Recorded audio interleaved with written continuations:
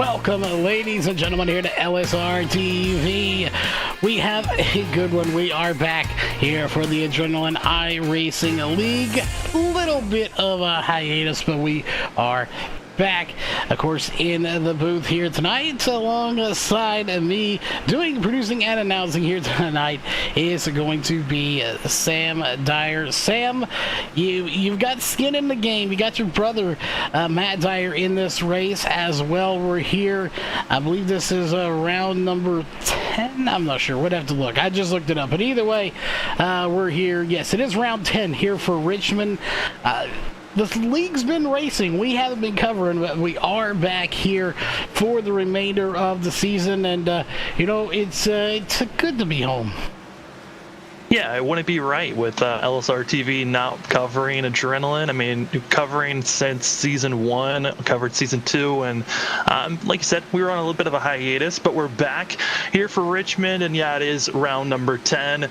Richmond for 240 laps. The drivers, it's been a bit of a swap up. Originally was scheduled to be a night race. It's been swapped to a day race, and so a little bit of a change. What the drivers were hoping for grip on the track, it's now going to be treacherous. There's sunlight beaming on the course, and it is going to be like this all day long. Yeah, you imagine as it went from sunset to night, now we're going midday as we take a look at the sawblade.com weather conditions. 78 degrees for the ambient air temperature and 2-mile-an-hour winds, so the wind won't be affecting them too much. However, 116 degrees here with partly cloudy conditions. It's gonna get toasty out there. Mid-break, if we get a caution, Sam, we may send you down there to see if you can't fry us up, maybe an egg, possibly a medium steak. You don't know. It's pretty gonna be toasty on that track. Yeah, the way it's going to be all day long, I should say. These drivers, it's going to get hotter and hotter, and give it maybe until about 20 laps into this race. Then I think it might be hot enough for an egg. Yes, we'll definitely keep an eye on that temperature throughout the race. And like you mentioned here for the Race on Texas race information, 30-minute practice that is just about winding down. 2.5 minutes left, 2 laps of lone qualifying. They'll come out here, lay down the best lap they can. We'll pronunciate correctly. And then, of course, 240 lap race, which you had just hinted on a second ago. 240 laps. You really have to, I don't want to say baby your car, but you're really going to have to take care of it, because this obviously being less than a mile track, 0.72 is what we're showing on the scoring and timing stuff over here. It's a short track. There's a possibility of it getting beaten and banged, so you really have to keep that car clean and baby it, really. Just go out there and make sure you don't tear it up. Yeah, I mean, babying it, being patient, those are going to be really the main keys as well with it being so hot. You want to baby it and take care just for the tires themselves. They're going to be torn up and absolutely ripped apart with how hot the course is. And also with it being short track racing, it means you're going to be heavy on those brakes. So these drivers are going to be dealing with a lot, especially on these entry of the corners. If you come in a little bit too heavy, you'll be finding your back end looping around, as well as if you get on the throttle a little bit too soon, you're going to be finding a loose sensation. And watching the drivers during practice coming off the corner seems to be one of the most treacherous parts so far for a lot of those mid-pack to slower vehicles. That's where a lot of them are going to have to really stay honed in on how patient they can be getting onto the throttle. Yeah, and you can see right there, we see 2 spun around on the backstretch. So, like you said, it's going to be a treacherous night here. As for cautions, though, I don't think we're going to see a whole lot. And the reason I say that is because you know as well as I do, you've been on iRacing, people push it to the limit here in practice because it is a sim. They can just get a new car, unlike in the real race. But they can go out there and push it to the limit now. Figure out where that car can go, where the best line is. Make your mistakes now rather than later in the race. So that's what a lot of these drivers are doing. That's what I would do. I can't speak for you, but I bet that's what you would do as well. Yeah, you're always out there, especially on iRacing. Like you said, you're pushing it to the limit. And then in real life, you're taking it easy. You're gradually getting up to where you feel comfortable and where you're at your fastest. While you're on the virtual side of things, it's the polar opposite. Where drivers, like you've been saying, just spinning it around, sending it. And, this is good information for early restarts for these drivers and good information to have later on in this race. But practice has come to a close. It's time to see who can get the pole and get up front during qualifying. Yeah, qualifying is just about underway, as you just said. We'll go ahead and drop down. And I do want to apologize again. This is our first day back.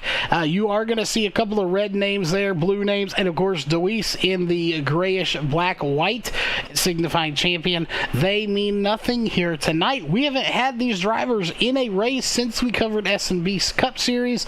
They are a lot of the same drivers, so that is why the colors mean nothing. Coming next week, however, we do have drivers that are mathematically locked into the championship. We'll talk about that here in just a second. But again, those colors will change. They will mean something next week. This week, they don't mean anything at all, as again, we do have drivers coming out on to the track right now. As there's one of them, Tyler Stooksbury in the number 19 machine, of course, in that iconic tight end loose off sponsored thing. Definitely got to check out that podcast, Sam. It is a really cool podcast that he does, and he even sponsors stuff here on the Sim World, so good to have him sponsoring and racing.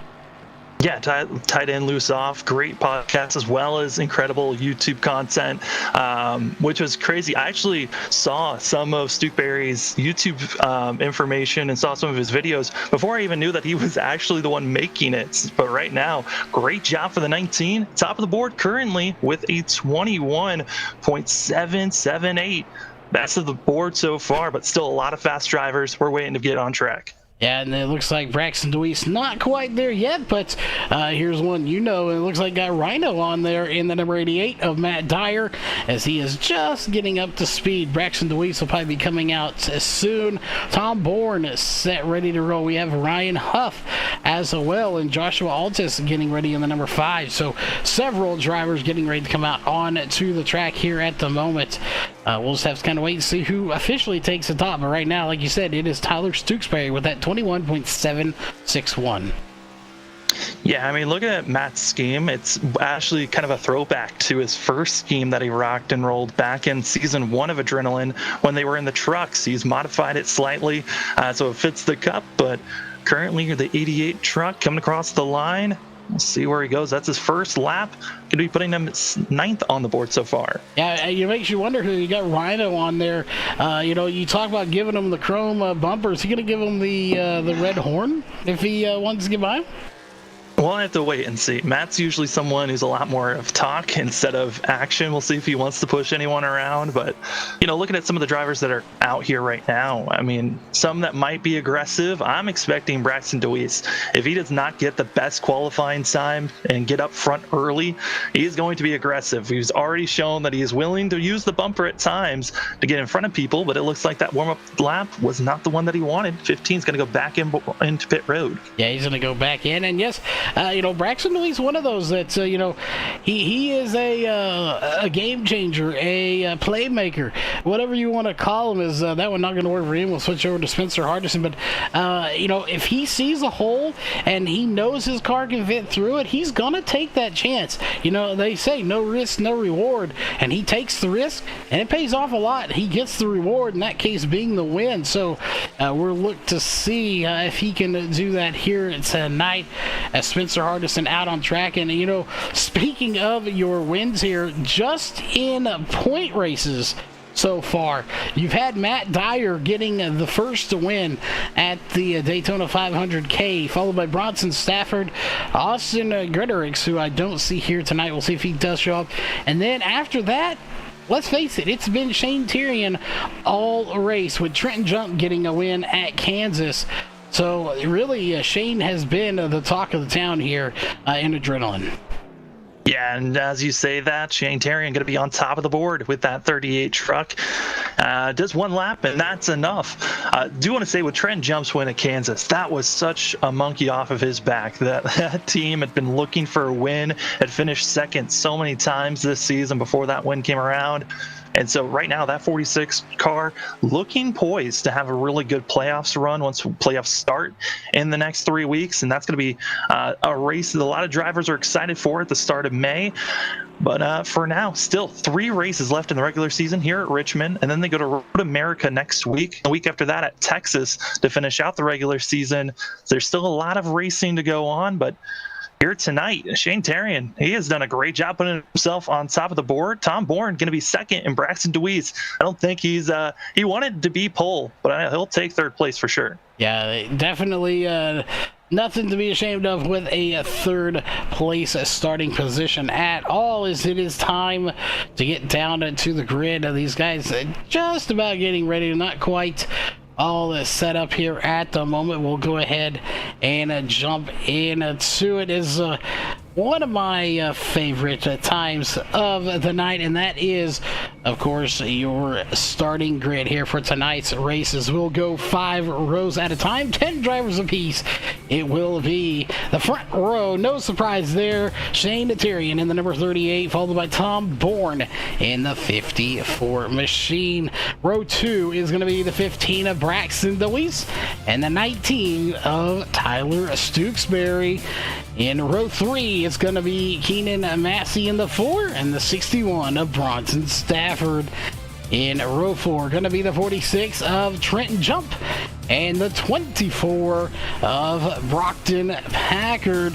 And rounding out your top 10 here in row 5 is going to be the 9 of Spencer Hardison and the 96 of Atlee Gray. Row number 6, you've got Austin Jordan, and then to his outside, you've got Eric Stamp. Then you drop back another row, you got Caleb Smith and Matt Dyer. Those are 2 teammates. They're going to try to work with one another, and both of them have been having some off weeks, hoping to get better. Drop back another row, you got Ryan Huff, and you also got Joshua Altis. Altis, a driver that I'm expecting to have a really good run here today, looking for top 10 finish. Then behind them, you've got Matt Helm, as well as Logan Brakey. Brakey, who's been Mr. Consistent most of this season. He's hoping to also continue that consistency with another top 10. And then back on these final couple of rows, you've got yourself Robert Kenny, Tanner Johnson, and Alex Walter. All 3 of those drivers did not put a qualifying time down, so they've already decided to start in the back. Yeah, and it looks like Alex Welter not even going to make the call here tonight. Unfortunate for him, as he is going to be a scratch, at least for the start of this race. Doesn't mean he won't come in later. Excuse me, but he is not going to make the call for the actual grid. Sam, the grid's always fun because I love the music, but our next favorite part is where we go silent and we let these cars do the talking, and we're just moments from that where we kick a little asphalt. Yeah, the drivers are excited. Former teammates leading the front row. Luminary once was a thing at the start of the season. It's now all gone. So you got a lot of free agents now of really some of the fastest drivers in all of this league. So it's exciting to see where these drivers are going to finish out at the end. Yeah, we are getting moments away from the green flag dropping for the first time here tonight. We'll see how many cautions we do have. Hopefully not, but a handful. These guys are very skilled drivers. Especially some of these guys with 4,000 and 5,000 I ratings. We're on the back stretch. As you can see, the blue cone sitting up on the wall. Good place so it doesn't get hit on the way, but again, just moments away from that pace car doing what it does best, getting out of the way, as we are going to drop the green flag, and we're going to go ahead and go silent because it is time to kick a little asphalt here at Richmond.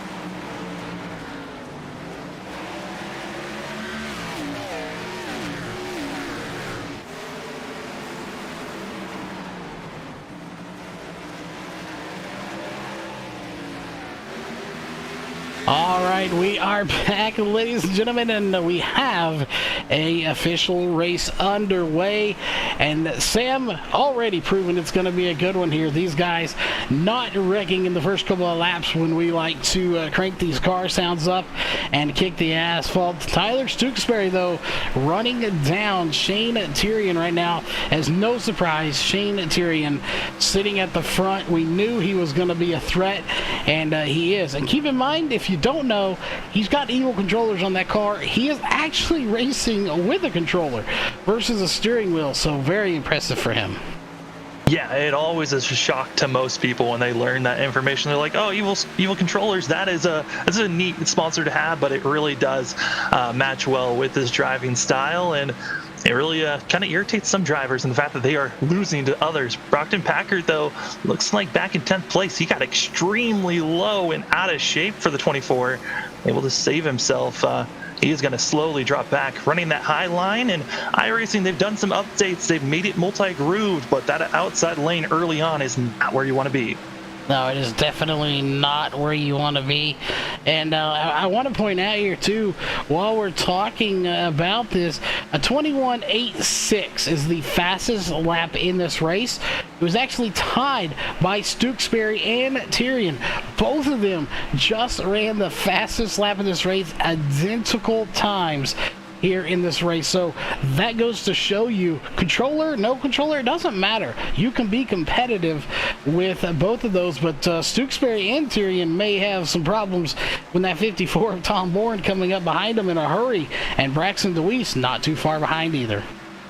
Yeah, Braxton DeWeese, I think he's doing the smartest thing. That's wait. Watch the other three drivers really battling it out, as it looks like Stooksbury trying to get low. But this is the one thing about Richmond, is you really got to make sure your entry is good if you're trying to make a pass early on, or set yourself for the exit, coming a little bit slower, as it looks like Tom Bourne blinking just for a little bit back on a screen, though. But Shane Tyrion, he is always up front, always one of the fastest cars. And what's surprising is that he always has the best tires, it seems like, by the end of the races. It doesn't make sense. Sometimes when you're thinking about cars and how they're pushing constantly and other drivers are trying to save constantly, it's just the limbo that you have to put yourself through. Right now, it looks like the 38 car really finding his groove, slowly pulling away, almost up to a half-second gap between himself and Stooksbury. Yeah, he's got a nice little gap, as just as we say that, Stooksbury reels him in just a little bit. But definitely, I think Stooksbury right here, you're going to watch how far Stooksbury reels him in, and maybe not. We'll see in the next set of corners. Is on the straightaways, I think Shane has the better run. But we'll see here in this corner, and you can see right there, definitely Tyler Stooksbury has the better 1 and 2, but Shane definitely has the better straightaway speed. So it's going to be interesting to see just how it does play out, because if you're a driver, you know, I really want good speed out of these corners, but straightaway speed's going to be key too, especially when the checkered flag is on the straightaway. Especially, we're seeing our front, possibly 5, all in a line, keeping it close. Right now, Tom Bourne trying to set up Stooksbury, hasn't been able to do so just yet. But drivers that are making a hornet's nest, that's about 7th on back, really around 9th place, is where drivers have been on top of one another. And you're just seeing it right there. That's all battling for 12th place. That is really, it's Austin Jordan leading that group. Then you got Brockton Packard as well as Eric Stamp. And then you can throw in Matt Dyer involved in this group, all side-by-side racing, trying to figure out how they can move up forward, but they're still losing ground to our leaders. Yeah, you know, we didn't pick our picks for the win here tonight, but if I had to pick one, I don't know how good his shot is right now. He is mired back in the field in that 53 of Eric Stamp, but I did just have a oversized Reese's. It wasn't a king-size package, but the Reese's itself was king-size. I had one yesterday, and it was absolutely amazing. So whether he wins or not, my favorite 2 cars, or paint jobs anyway, are right now in the 53 and the 28. Red Bull and Reese's. I mean, you can't go wrong there. Absolutely not. That is a sugar rush to carry on forever. As you also saw a little bit on the front stretch, that was going to be Brockton Packard getting a little bit out of shape. But you saw Austin Jordan there in that Red Bull machine trying to figure out how to move his way past that of Caleb Smith. Austin Jordan, he's been having an up and down season, really. He's really trying to figure out how to stay consistent in the top 10. early on, he was caught up in a lot of different wrecks, but recently in the last 3 races, he's been doing a great job of this 28 machine, trying to continue on with that momentum. Yeah, it looks like the CEM Motorsports on actually that's Caleb Smith in the 12 just ahead of him. My apologies, but while we're watching this again, we're going to go back and forth. We're going to go back to the front as Stewksbury is under fire from Tom Bourne here at the moment. Shane Tyrion really has pulled away from both of them, but that is a good battle going on for second. Here comes Bourne to the inside. He will take over second from Stewksbury. So Stewksbury going to fall back just a little bit. Maybe he is a little tight in or loose off in that number 19 machine. We'll see if he can make any changes to make it a little faster or just handle better later in this race. Yeah, you're seeing right there, Tom Bourne finally, after a lot of rubber's been placed there, it's only taken about almost 20 laps for drivers to get that rubber in that second lane out of 4. That 54 machine found some speed right and coming out of 4 that last lap. We'll see if he continues on, and it looks like he will. That second groove looks like where Tom Bourne's feeling the most comfortable. Yeah, and those guys, while they settle their issues out, well, they haven't done the same thing back in the back. That one is still underway right now, all the way from, I believe, yes, that is Atlee Gray, Austin Jordan, Caleb Smith, Stamp, Dyer, Packard, even Matt Hummel back here trying to get in it. The battle really is at the back of the field right now, Sam, that's just where, like you mentioned it, that's where the Hornet's Nest is, as these guys trying everything they can to just gain every position. And something wrong with the 93 of Matt Hummel, as he is going to slow way down on the track. Yeah, Hummel's been very cautious and kind of wary at times. Looks like he might have gotten spooked out of 4. That's why he's running low and letting drivers by. As Tanner Johnson able to make the pass in the 23 car, and we'll see if Joshua Altus wants to make his move forward, but that 5 is also dropped back from where he was starting.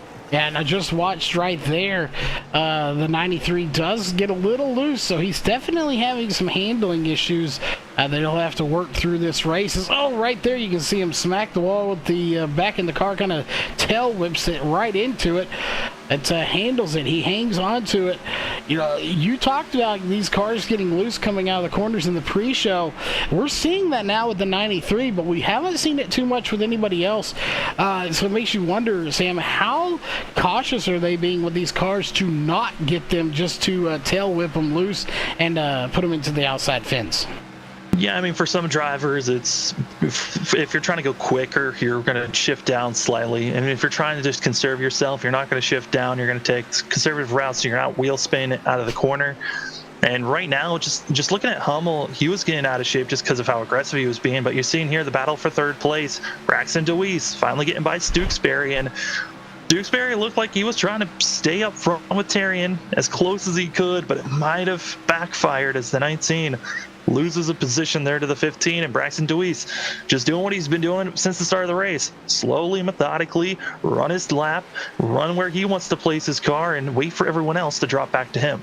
Yeah, and that's exactly what you've got to do. You know, there are times you just have to push it and just, gain every position we can and be a little bit aggressive.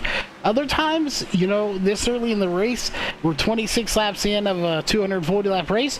Like you said, just sit back and let the other drivers come to you. Let them wear out their tires. Let them do what they're going to do, and you steadily reel them in. As we go back to 7th place, Trenton Jump doing that at the moment. Bronson Stafford in that 61, unsponsored number 61. Very interesting to see 0 sponsors on that car. That is something I have never seen before for Bronson Stafford. Yeah, Bronson, formerly part of Luminary, and since that team is disbanded, some drivers were able to keep their sponsors that were with the drivers themselves, and others came out with no sponsors. And it looks like Bronson, as you can see, no sponsor. So if you want to sponsor the 61, he's got space to put any type of your logos. Also want to give an update. Matt Hummel looks like he's going to have issues, but talking about that, big wreck pile up on the backstretch. And we'll take a look and see exactly who all was involved in it. Caleb Smith getting a piece of this one, as well as we have our first Pulse of Poppers replay here, and we'll take a quick look and see. And that was a little late, so we'll go back just a tiny bit more and see exactly what happened. We know Caleb Smith was involved in it, and I'm pretty sure he was not the only one. There was multiple cars involved. Looks like Matt Dyer possibly going to escape without this one any harm done. Question is, what exactly happened, Sam? Yeah, we're going to be seeing it here on the entry of turn 1 and 2. It's going to be on the exit of 2. You're going to see Brockton Packard and Caleb Smith still side by side and tied off. This 24 drifts up just slightly into the 12, and the wall smacks into the 12, and away they go. And 34, whoa, I believe that's Robert Kinney, if I'm not corrected. Yes, I am correct. Robert Kinney narrowly getting a piece of it. He gets maybe a slight little bumper tab from it, but he is going to be good. Everybody is coming down pit road. 31 laps in. I was going to say 50-50 shot if anybody was coming in. I'm glad I didn't go with the ladder of not coming in, because everybody just came down pit road. And remember, they have 6 sets of tires. They had the set that were on the car and 5 other sets. Some of these guys just use one of those sets, so now they are one less set than they had. So tires a premium here for 240 lap race. Yeah, and I think for a lot of these drivers, they're willing to take tires this early on. Like you said, there's 5 in pit road. And I was talking to some of the drivers trying to figure out the fuel window for some of them, and they were saying around 80 laps is around that they can really push it. If a lot of cautions come out, probably push it out to maybe 90, 95 laps if you really know how to save your fuel. But, with that, it would have been a 3 stop. So you got 2 extra sets to work with. I think from here on out, everyone's going to stay on their schedule of making sure they've got an extra set to work with just in case we have a late caution with 30 or 40 to go. Yeah, you definitely want to have those spare tires in the bank as the lights are still on. So we'll take a quick break here to thank a sponsor. We'll be right back here with some more racing from Richmond on LSRTV.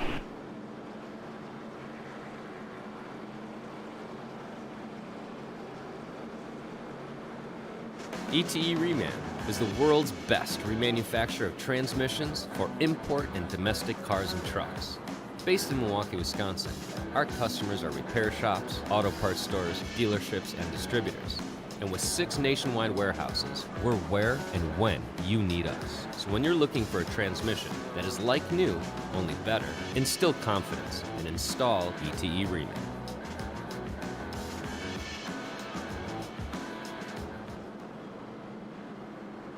All right, ladies and gentlemen, we are back here again on lap 33. 32 laps completed. Sam, first caution came out here. Lights are still on. We're still under that caution. It's getting interesting, as we just mentioned. These guys really want to keep us on their toes and see how this race goes. And real quickly, while we have a break in the action, just to quickly go over the points, as we don't have them on the screen here just yet, but right now Trenton Jump and Bronson Stafford, they are locked into the playoffs right now with the 9 starts, which is the minimum you have to make. Braxton DeWeese is sitting 3rd, followed by Shane Tyrion, Logan Brakey, Eric Stamp, Tom Bourne, Joshua Altis, who designated rookie here, Tyler Stooksbury, Spencer Hardison, Alex Walter, and Gilberto Javier, I believe, is in 12th. Those are your top 12 in points right now as the pace car dives off, and we are set to go racing one more time. It's not a lot of races, but the season isn't big either, but you have to make 9 races to get in here, and there is a driver that unfortunately, even if he won every race from now on, he couldn't make enough starts to actually make it into the playoffs, so that's got to be a little heartbreaking. Yeah, that's going to be Grittix, who won back at Spa. He's not going to be able to carry that win into the playoffs. Another driver that's kind of in a little bit of a precarious spot, that's going to be Matt Dyer. We'll touch on that more as we're watching this great action battling from second on back. Tom Bourne under heavy pressure from Braxton DeWeese. And then behind them, Stewksbury got pushed back. He's all the way back to 5th, almost back to 6th place as Bronson Stafford holds strong on the outside. Yeah, Bronson Stafford is doing everything he needs to do. And it'd be interesting to see, we're being back on LSRTV, could we see someone that hasn't won yet maybe want to show off for us here and get a win? We'll just have to keep an eye on that as these guys putting on a fantastic battle here at the moment. And again, that battle for the lead, we're keeping an eye on it. And by the way, Shane Tyrion, 21.80, just ran the fastest lap of this race yet again. And I believe Tom Bourne may be having some more connection issues there. We'll see. It seems like the longer we go, the better his connection gets. So that's good news for him. Yeah, I hope that we don't get a green-white checkered at the end of this race. Could find himself in a precarious spot. But like I said, these drivers are on top of one another, not really giving a lot of space. Spencer Hardison, he's now poked his nose trying to get by the Red Bull machine of Austin Jordan. And then you see in front of them, Stewksbury, he's being pressured by Atlee Gray. And Gray is one of those drivers that's trying to, he's had some great runs for himself, been in the top 5 a couple of times. He's trying to poise himself for possibly a podium finish for that 96 machine. And currently they're still on top of one another. And this is what Richmond gives you, is primarily everyone's looking to get to the low line, stay low. But now Richmond's kind of evolved to where that second lane can be utilized, as we saw Bronson Stafford do to get by that of Stewksbury. Yeah, he did just that. And, definitely a lot of good racing's going on here so far. And you can see that as we go even further back in this field. You have the 98, sorry, that's a 96. Looks like an 8 there just a little bit. That is the 96 of Austin Jordan and Spencer Hardison. All these guys getting in there in the 28 as well. They're putting on a good show. All the way back here, you have some beaten and battered cars back here. You have the 5 going on of Joshua Altus, as well as the 4 of Keenan Massey. These guys putting on a battle. Matt Dyer back here. He's sitting in 11th, just outside the top 10. This is where the heart of the battle is. There's still this little battle going on up here, but not quite as close as these guys back here. So while they're not up at the front yet, they're putting on a good show here, as it looks like Matt Dyer may get by Robert Kinney here in just a minute, who we just mentioned just narrowly missed that first caution. Yeah, he's trying to get by that of Kenny, but Dyer's got to watch out for Keenan Massey. Massey is thinking about being aggressive here. Thought he was going to bump the 88 out of the way. But Matt Dyer, he's one of those drivers that actually can push someone out of the top 12. Currently, he's outside of the top 12, but it's because he won at Daytona. He's now trying to make sure he stays inside of the top 20 in points. If he does that, that win counts to lock him into the playoffs here in a couple of weeks. Yeah, and looking at him, he does have the 9 starts, so he's good there as well. So he's met the thing. So like you said, it's all a matter of staying above the threshold in point standings to make it into the playoffs coming up here. And I believe 3 races is what it is, as if my math is correct. Counting this race, yeah. Yeah, we have Richmond, which we're at tonight, Road America, Texas. I'm partial to that track. And then we head to Darlington for the round of 12. Round of 12 going to be Darlington, Iowa, and Michigan. That should be a good one. Again, you come out swinging at Darlington for the playoffs, round of 12. And, somebody's gonna earn their stripes there for sure. Oh, 100%. Someone's going to earn those stripes. And they're going to be, that is one of those races at Darlington where some drivers, they love it. Others, they hate it, as there's just a potential of being caught up in something. We're still watching this great battle that's going on between Keenan Massey and Joshua Altus, and still Altus in the 5. Been seeing it a few times from a lot of the drivers here from the middle pack and back. They've just been a lot of squirreliness coming off the corners and a lot of seesawing with the wheel, trying to make sure they hold on. Yeah, you are trying to hold on with everything here, and we're watching these guys are getting a little calm, as meanwhile up at the front they're starting to pick it back up. You have Bronson Stafford and Tyler Stooksbury getting into a little bit of a scuffle there. They're really close, and not to count out the top four right now of Shane Tyrion, Tom Bourne, Braxton DeWeese, and Trenton Jump. You know, we're not talking about them a whole lot, but don't knock them. They are your front four. They're just checked out right now from this field. So as you see, there's a second place of Tom Bourne. Shane a little bit ahead of him. Braxton just a little way. So they're not putting on a tight battle, but we are watching those battles as well. But here's a good battle going on currently between Austin Jordan in the 28. He's trying to run down Atlee Gray in that 96 as he's going to maybe make a move to the inside. Couldn't make it stick though. So the battles are popping up. I referred to it the other day, Sam, like scattered thunderstorms. You hear your weatherman say it all the time. That's how the battles are here. They're popping up here and there. Yeah, and especially with how much we're starting to see the field spread out, it seems like it's 2 to 3 car battles, and then there's about a second break before you get to the next one. So they are scattering around, and watching Austin Jordan, what I'm noticing is that he's trying to be quick through the center of the corner, but the longer the run goes on, those tires are going to wear out. He needs to pick and choose if he wants to be aggressive at the start of these corners on the entry or on the exit, because the center of the corner is where you are going to be losing a lot of time if you get on the throttle too soon. Yeah, you got to be very self-conscious of where you want to be late in the run. And as we go on board with Austin Jordan in number 28, you see right here, he gets a good run on that Navy number 96 machine, and he's going to slide up right behind him. And obviously being less than a mile track, you're not going to get a whole lot of draft, if any, but there may be just a little tiny bit of draft, but it's not going to be I don't think anything worth counting on. Is a little bit of connection issue there for Atlee Gray, but good battle going on right now for that position. But again, I want to bring back to the front as that battle's starting to potentially heat up for the lead. Yeah, Tom Bourne has certainly been catching up to Shane Tyrion, and coming into this race, I think everyone had it circled down that 38 was the favorite to win this thing.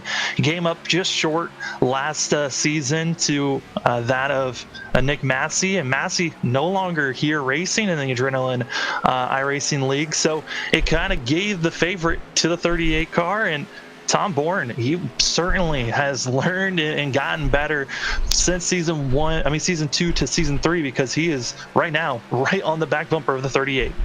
Yeah, he is all over that machine, and again, this goes to show just how good these guys are. We know Shane is dare I say, one of the best here. There's no questioning that. He's won at preseason Thunder race for Michigan. Then he turned around and won. Let's get my math, make sure it is all correct. He won at Phoenix. He won at Charlotte as well. Then he won at Pocono, and then he came back and won the Daytona Road Course and Homestead last week. So there's definitely no disputing that this guy is good. So if you can be someone like Bourne or DeWeese, Jump, these guys that can stay up there with him, it goes to solidify just how good of a driver you are as well. The question is, you just have to be just a little bit better. You can't be as good, you got to be a little bit better if you want to get by him. Yeah, and the biggest thing for DeWeese, you slowly see him trying to creep up behind our two leaders, is that the 15, he's already ran more laps than he did last season. Last season, he was taken out early in around lap 50, and now the 15 car's got a shot. He's within 2 seconds. And like I said in that first run, he's just racing his own race. He's not trying to catch up to anyone. He's letting them burn out their tires so then he can try to catch up to them. And it is working out for this 15 car. Yeah, and I would be willing to bet the more we wear out these tires, we're going to start seeing a few cautions pop up here and there. The first one was on lap 31.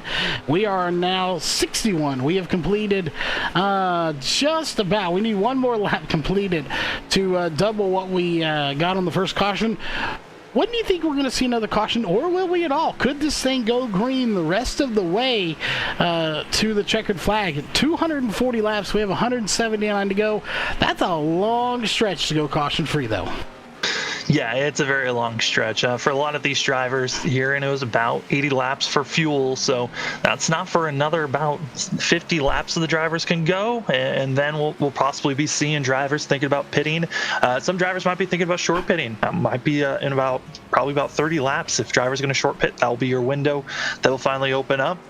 But if we're going to be seeing a caution, my guess, probably around 9th place on back. Those drivers still all on top of one another, and they have not been in really tire saving mode. They've all been aggressive, trying to move up in their positions, and with that means that they're going to get tighter, more tighter on entry and a lot more looser on exit. Yeah, it's gonna get a lot tighter on exit, so we'll see. It's, again, we're watching these guys, we're watching the battles going on a track, and some of the best ones so far have been at the back. Right now, Keenan Massey, Robert Kinney, these two putting on a heck of a show, and those two, again, it's been a while since we've covered this series. I can't remember if Keenan Massey and Robert Kinney were teammates at all. I do not believe they were. Again, I can't confirm that. It's been a while since we've covered. We would have to go and double check on that one, but I'm not 100% sure. I don't, no, they were never teammates, but we have seen, I think the fact that we've seen Massey on the SMB broadcast, and we saw Kenny during the Adrenaline series, and so getting those mixed up slightly. And a driver that is well known for taking very odd and different strategies, Matt Dyer, he is into pit lane. Yeah, that is one. We'll keep an eye on him and see how this one goes for him, as he is in pit road, and we got that special pit road camera there from Outlaw Cams, and he is taking tires on the right side, and I would imagine the left side. I don't think he'd stagger them differently, and he does. He's going to get 4 tires and fuel, and away he goes. So you talked about it, short pitting, and it looks like somebody had a little bug in their ear. They heard you there, and they are going to short pit big time. Yeah, Matt is always known for making very odd and extremely different strategies. Just because he's my brother, I've talked to him about figuring out, hey, what's your goal in some of these races? And it's always just make sure you finish in the top 20, get those top 20 points, so you make sure that you're good to make it into the playoffs. And because he won at Daytona, he has not had any stress on this 88 team. He's felt like, hey, I'm going to try different strategies out, and if something works and sticks, then I know something completely different for the playoffs compared to everyone else is staying with the normal strategy of coming in once your fuel runs out. Yeah, and you saw right there him in the 73. That was Ryan Huff. Not saying Ryan Huff is slow, but he's definitely slower on those old tires. Now he gets around the 63, and man, just look at how fast those new tires are compared to the old that these guys are on.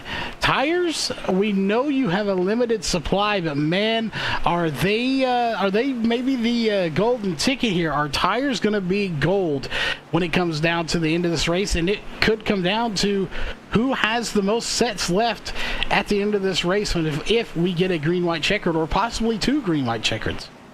Yeah, it is all about making sure you've got at least an extra set in those final 40 laps. If a caution comes out then, or in the final 20, if you got a set, you're going to use them, and you are really going to be cruising, because we're seeing drivers working on that second groove a lot more, and the more grip you put in that spot, the more you're going to be able to carry a lot more speed. So if drivers are already running that second groove this early on, later on in this race, you're going to be seeing drivers, if they've got that extra set, just ride around the outside and pass everyone easily.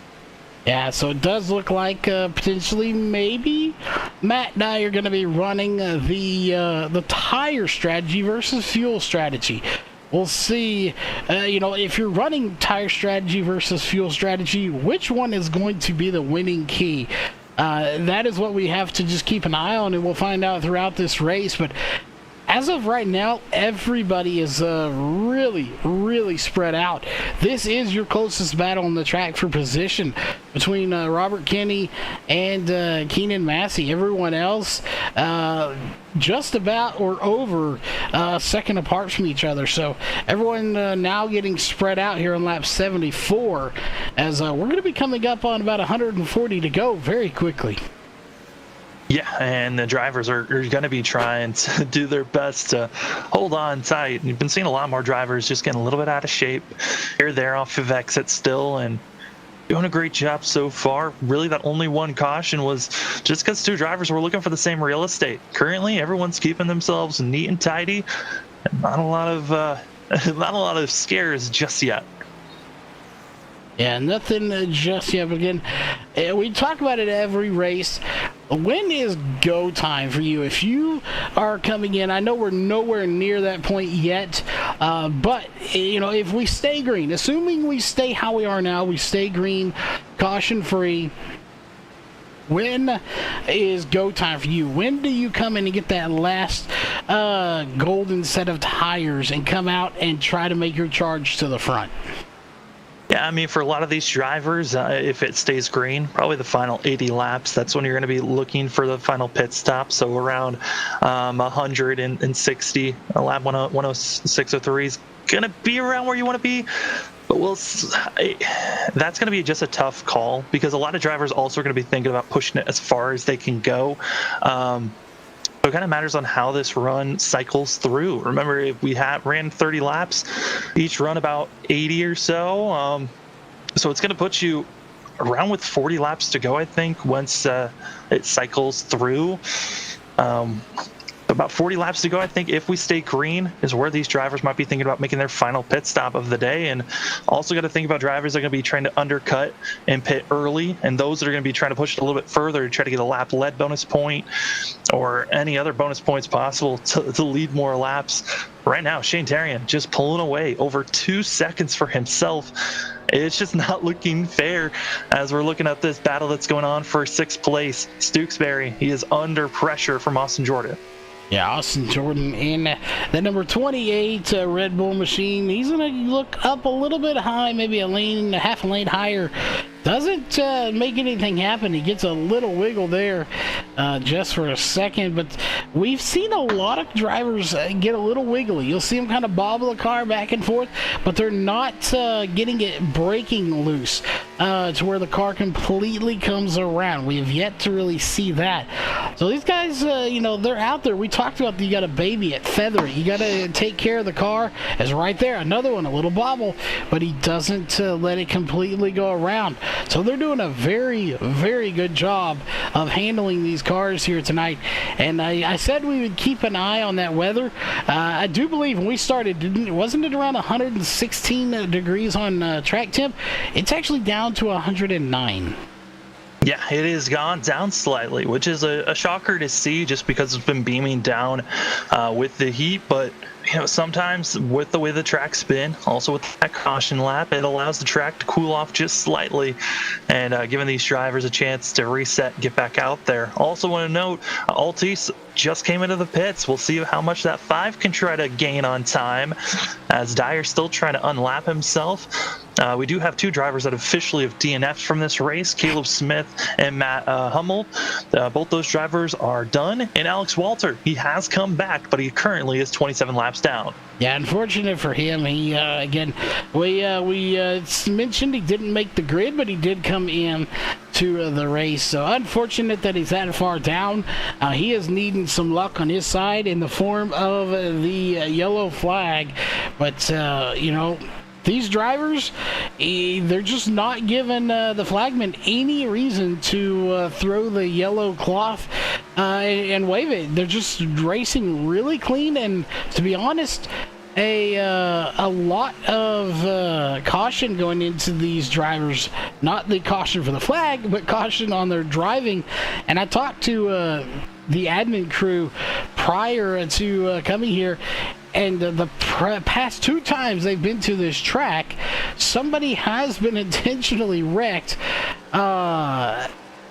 rivalries going on, and something has happened where somebody got intentionally wrecked. They were hoping today could be the day that little curse, or whatever you want to call it, gets broken. So far, it's happening. Yeah, so far, all the drivers that have made contact with one another have been giving each other distance. And so far, it's looking good. You're watching the battle right now for 13th place. As Logan Brakey trying to just pull away and hopefully trying to run down Eric Stamp, but Eric Stamp currently 4.3 seconds ahead of the 29 car. And then you're seeing this other battle that's going on between that of Robert Kenny and Keenan Massey, as they are still on top of one another. They haven't gotten away at all, and it just seems like you've got 2 or 3 drivers you've just been staying on top of, not really getting away from. And then also in front of these guys, you got the battle that's going on for 5th place, and they've also got to deal with Matt Dyer and those fresher tires, trying to figure out how to get by the lead lap cars. Yeah, Matt Dyer figuring out what he can do here. As currently Matt Dyer is, I believe, 1 lap down. Yes, he's on lap 80. Just started lap 88 as your leader is just getting now starting lap 89. So he's 1 lap down at the moment. He is 1 lap down, but I wouldn't say a complete lap. He is running them down. So he's right there trying to make something happen. And those fresh tires are good. He's still being able to make moves. But you have to kind of wonder there how long those fresh tires are going to work for Matt Dyer. Was that pit stop maybe a little bit too early, as he's still got quite a bit of work to get by if he wants to get back on the lead lap? Yeah, I mean, this is what Matt just does, right? He pits early. He tries to go with a net gain. He's not going for a winning strategy, but a strategy that's going to give him an extra about 5 to 6 positions instead of following what everyone else was going to do. So in his eyes, if this thing stays green and we get through a full pit cycle, it should be putting Matt around 5th position with the way that everything is turning around. Currently, he's still running about 1/10 to 2/10 faster than our leader, but those tires, they are starting to drift away as he's been on them for about 25 laps. Yeah, this is why we're up here in the booth and just calling what we see, and they're down there doing all the strategy and making all of those calls, because, well, quite frankly, I don't want to be the one making the calls. That is a lot of strategy, and people will tell you all the time, well, it's sim racing. How hard can it be? It's a game. Well, first off, it's not a game. It's a sim. It simulates the real deal. You have to work on setups. You have to work on conserving your tires, fuel, all of that kind of stuff. And speaking of that, Austin Jordan's coming down pit road in that 28 machine. Yeah, this is around the window that I thought a lot of the drivers that were going to short pit, this is where they were going to mark towards. Was around 60 laps into a run. So I'm not surprised by Jordan. I'm mainly surprised by the 2 other drivers that pitted earlier, that of Altice and Dyer. I'm surprised of how early they pitted. We'll see how everyone else, like we said, from here on out, here until about next 20 laps or so, so until lap 115 around there, those drives when the drivers are going to be trying and starting to make their first green flag pit stops of today. Yeah, and I want to quickly point out here that we're keeping tabs on this. We've been 96 laps. We've completed 95. Going to be 96. We've only been racing for 39 minutes. So we are setting really good pace here for this 240 lap race all total. So these guys are showing why they have such high I ratings and why they're good. Ooh, and I saw that one too. Austin Jordan, he is coming with all of that speed and kind of got trapped up. That is a scary spot because you got a lap car with faster tires and the leader right on top of one another.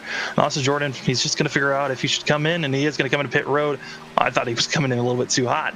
You have to be careful, but Charles, you can't just say those statements. That is jinxing the race if you say that we're making good pace. Well, we still are, but we'll see if that jinxes there. And is he going to take tires again, or is he just coming in for a penalty? We'll see. He's there for 7, 8, 9, 10. Did he get a... No, he's taking tires. Okay, well, I thought maybe it was a penalty, but no, he is taking left side tires only. So did he not take left sides earlier, or did he feel that he maybe flat spotted those tires when doing that and he had to come back in?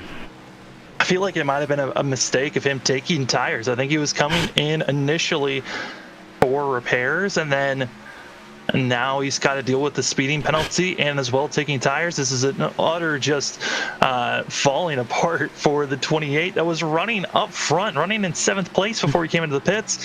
This is a complete meltdown for the 28 machine.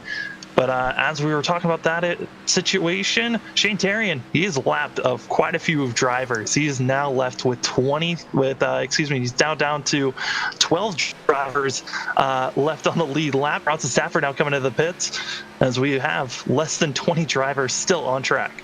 Yeah, less than 20 on that track here. At the moment, is like you said, Stafford is on pit road, and now Austin Jordan coming out. He was on pit road for 1 minute and 11 seconds. Well, definitely, like you said, when it rains, it pours, and unfortunately, that house may have been built of straw, and it is crumbling down right now. We'll see if he can recover from it. Maybe he's got the supplies to build that house back up, but it's definitely falling down around him at the moment as we're watching. Right now, more drivers starting to come in. Tyler Stooksbury coming in. Eric Stamp coming in. So like you said, right around this time, pit stops are underway for these drivers. Yeah, I think the latest a lot of these drivers can possibly push themselves is around lap 115, and then that should cycle through our whole entire pit stops. I'm looking at some of our drivers up front. Braxton DeWeese was looking quick. He was running about a tenth or two faster than our front two for about 3 laps, and now he's fallen off the pace. I don't know what's up with this 15. I thought maybe he had the speed to catch up to our leaders, but I think he might be thinking about pit road, and he is. Yeah, he is definitely doing it, and everybody coming in. Deweese coming in, the 23 coming in. So pit stops definitely going to be a good, crucial part of this race. You're going to have to make several, and you can't get caught speeding. I don't believe the racing surface is different from the pits. Some of these go from asphalt to concrete to asphalt, whatever. Your pit stop obviously going to be a little bit different. So when you're going 60 laps on a set of tires, Sam, you've been on the racetrack probably before later than I have. How careful do you have to be actually getting into that stop and making sure that you don't slide into your pit stall and slide through it and have to back up? Yeah, I mean, coming into your pit box with speed and making sure that you hit it perfectly is a talent of itself. I know a lot of drivers that like to take it really easy into pit road under green flag pit stops, but when you're coming up to your box, it is a lot of making sure that you're getting the right countdown from your spotter or crew chief, and you know where your box is so you can slow down at the right time. Because I've seen a lot of drivers, they've thrown away races by missing their pit box or sliding through it and having to back up, lose time, and hurt them overall. Yeah, and as everyone is starting to come down pit road and get their stops complete for their second stop, about right now the top 3 have not come down. Terry, Gray, and Kenny are the only 3 that have not come down at the moment. I got a question for you out here as you've been out on the track. Personally, I prefer green flag stops, but if you have to choose a stop, as far as being cluttered and confusing on pit road, do you like having a green flag where you can get in, you can see your sign, it's not a big deal, and you run that risk if you do overshoot it, you lose a lot of time? Or do you prefer when it's under caution but it's a little harder to see your sign? I prefer green flag pit stops. It allows you to really, like you said, be able to see your box. You can come in and really hit your mark. But with the older tires, it adds that little bit of a flair of you got to make sure that you get on the brakes hard enough to stop, but not too hard to lock up your tires and slide on by. Now our leader, Shane Terrian, coming in, and this is slowly giving us all of our drivers. We still have 2 more that need to finish out this green flag pit stop of Atlee Gray and Brockton Packard. But they've been doing a great job for themselves. Matt Dyer just being passed by Altice. Altice might become our leader here shortly unless Tom Bourne can make the pass, and it looks like Bourne will do so. Yeah, and that is a little bit of a hornet's nest right there.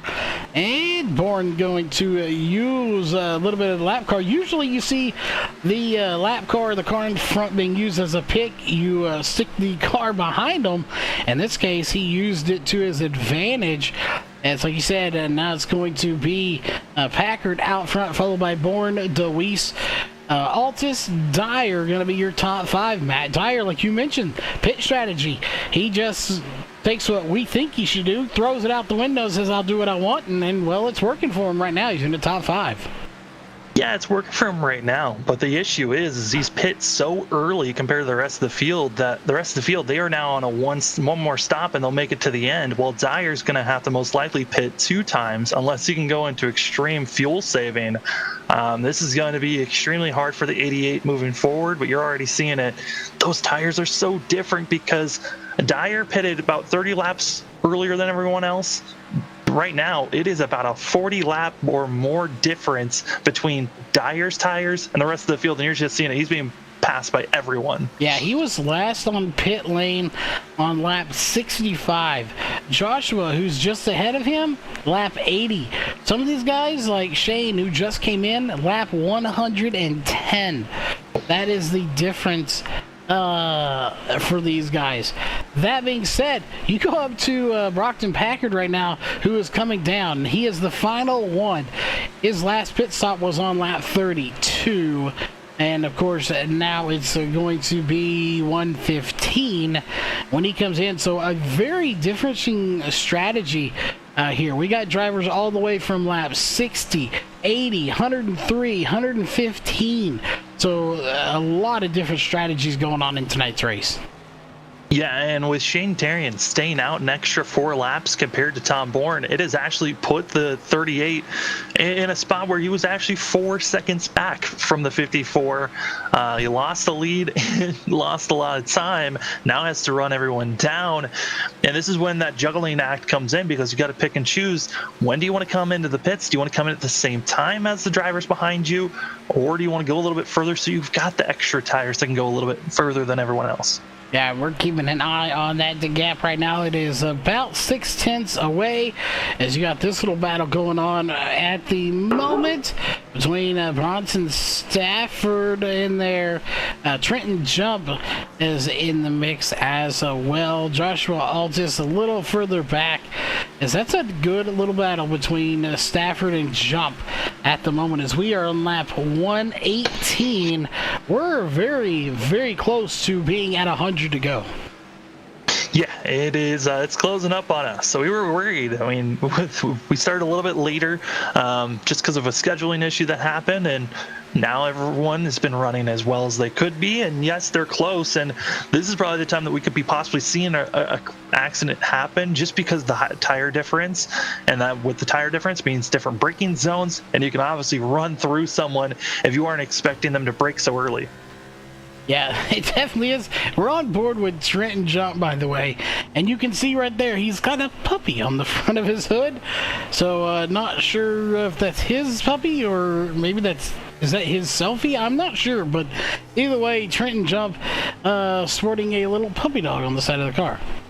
Yeah, I believe that was one of his dogs that just passed away this week, and it's Mia who passed away. And so well wishes and prayers to that 46 team for missing a pet, as a pet is just as like a family member. You miss them the same. Yeah, definitely not feel bad, but definitely, you talked about a family. There's family, or there's dogs that I have, pets that I have, that I would prefer over some family members. So, yeah, definitely there you see right now. Now we can see the full thing. Can't get the exact dates there, but 8:30-2:11 to 4:12-21. So, definitely, thoughts and prayers to a Jump. It's never fun losing a pet, but now let's hope he can go out there and get the win for Mia. He is doing a good job right now, hanging into 4th place, as that gap to the leader, by the way, we were talking about, has actually grown.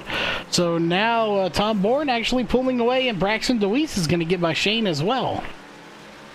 Yeah, no, Shane has been doing a great job. He's actually been catching up to these guys. I think the last time we talked about it, he was about 3 seconds back from our leader. He's now less than a second and a half, right on the back bumper, and DeWeese gets tapped, goes spinning, and saves it. We stay green. Yeah, you can see the skill right there of Braxton DeWeese to just dirt track the thing, turned it sideways, got it back going, and also the skill of Shane. Yes, Shane may have got to the back of him there, but Shane let off. He did not continue it, and that's a sign of a good driver. Yes, he got him. It wasn't intentional. He let off. Cost him some time, but he let him regather it back up and keep the spot. That right there goes to show you a class act of a driver. Yeah, class act. The only thing is now it's hurt both of those drivers. They were about a second and a half away from Tom Bourne. They're now 3.1 seconds back. This 54 car is loving this type of action and wants it to continue on and on until the end of this race. Yeah, he says, thank you, Shane. That is just what I needed. And not only, did it cost him time, what is more valuable than fuel? Tires. And sliding sideways like that, especially for the 15, he could have very easily flat spotted those tires. And did he possibly? Look at Shane now, taking him into the outside, and he's just going to see you later. I'll go by you on the outside now. Yeah, Shane right now has 6-lap fresher tires than the 15 of Braxton DeWeese. So DeWeese, he's got the oldest of the tires of our top 3 and just trying to hold on at this point. And luckily, doesn't have to worry about jump. Jump is about 4 seconds back from DeWeese. So really, it's the battle between our top 3 currently. And now Shane Tarian, he's made the pass, got to get by a couple of more lap cars. And, this track has certainly evolved. We're now starting to see drivers go up to that 3rd lane and trying to run up that high. Yeah, we definitely are seeing different lanes be used. Shane trying to run that down your race leader, 2.66 seconds behind. And it looks like Matt Dyer back on pit road.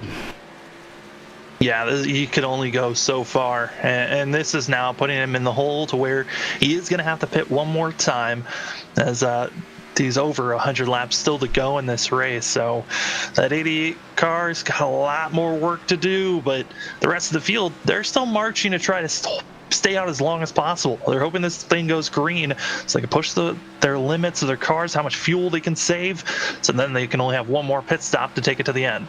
Yeah, the less pit stops you can have, definitely going to be better.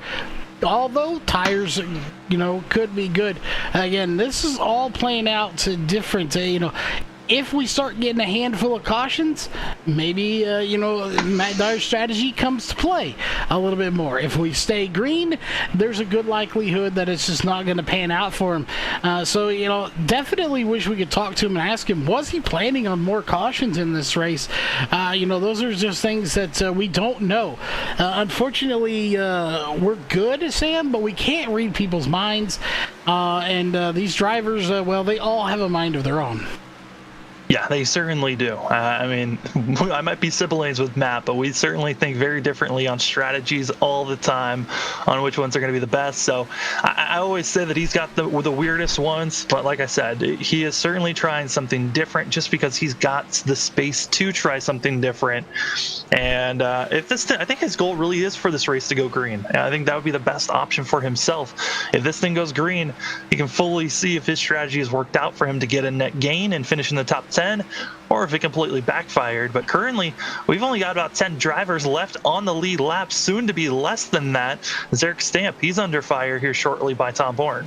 Yeah, these guys are under fire, and we are almost under 100 to go. We are, about 6 laps away from we're 6 laps away from 100 to go, and we've been live for about an hour and 15 minutes racing.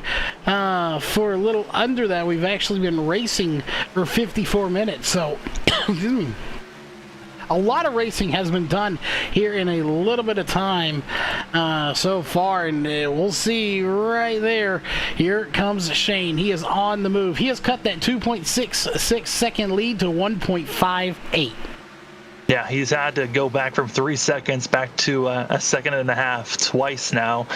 and he's still got some traffic to try to deal with, but with how much he's been trying to cut through traffic, it's kind of just, you got to wonder on those tires. He's had to be so much more aggressive on trying to get by lap traffic.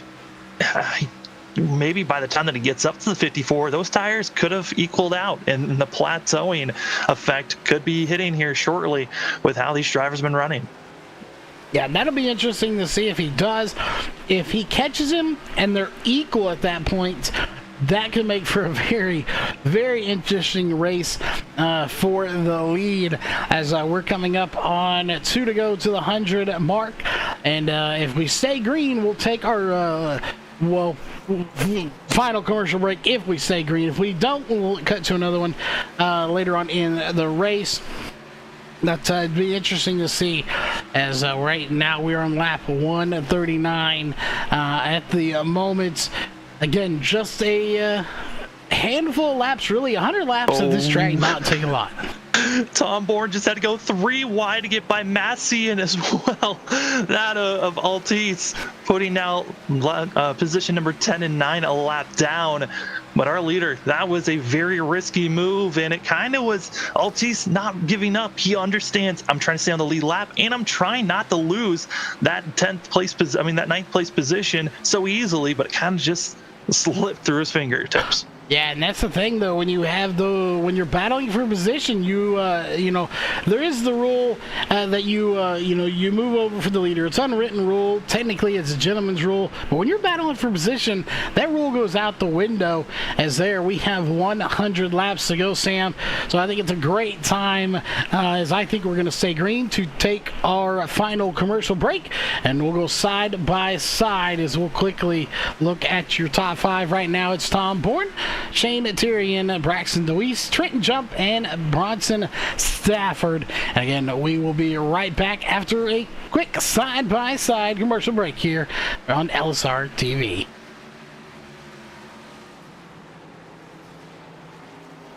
We're based out of West Monroe, Louisiana. We do custom T-shirts, racing. We'll do any shirt. We'll do schools, churches, fundraisers. We do a ton of event shirts, as you can see on our board here, all around our banner.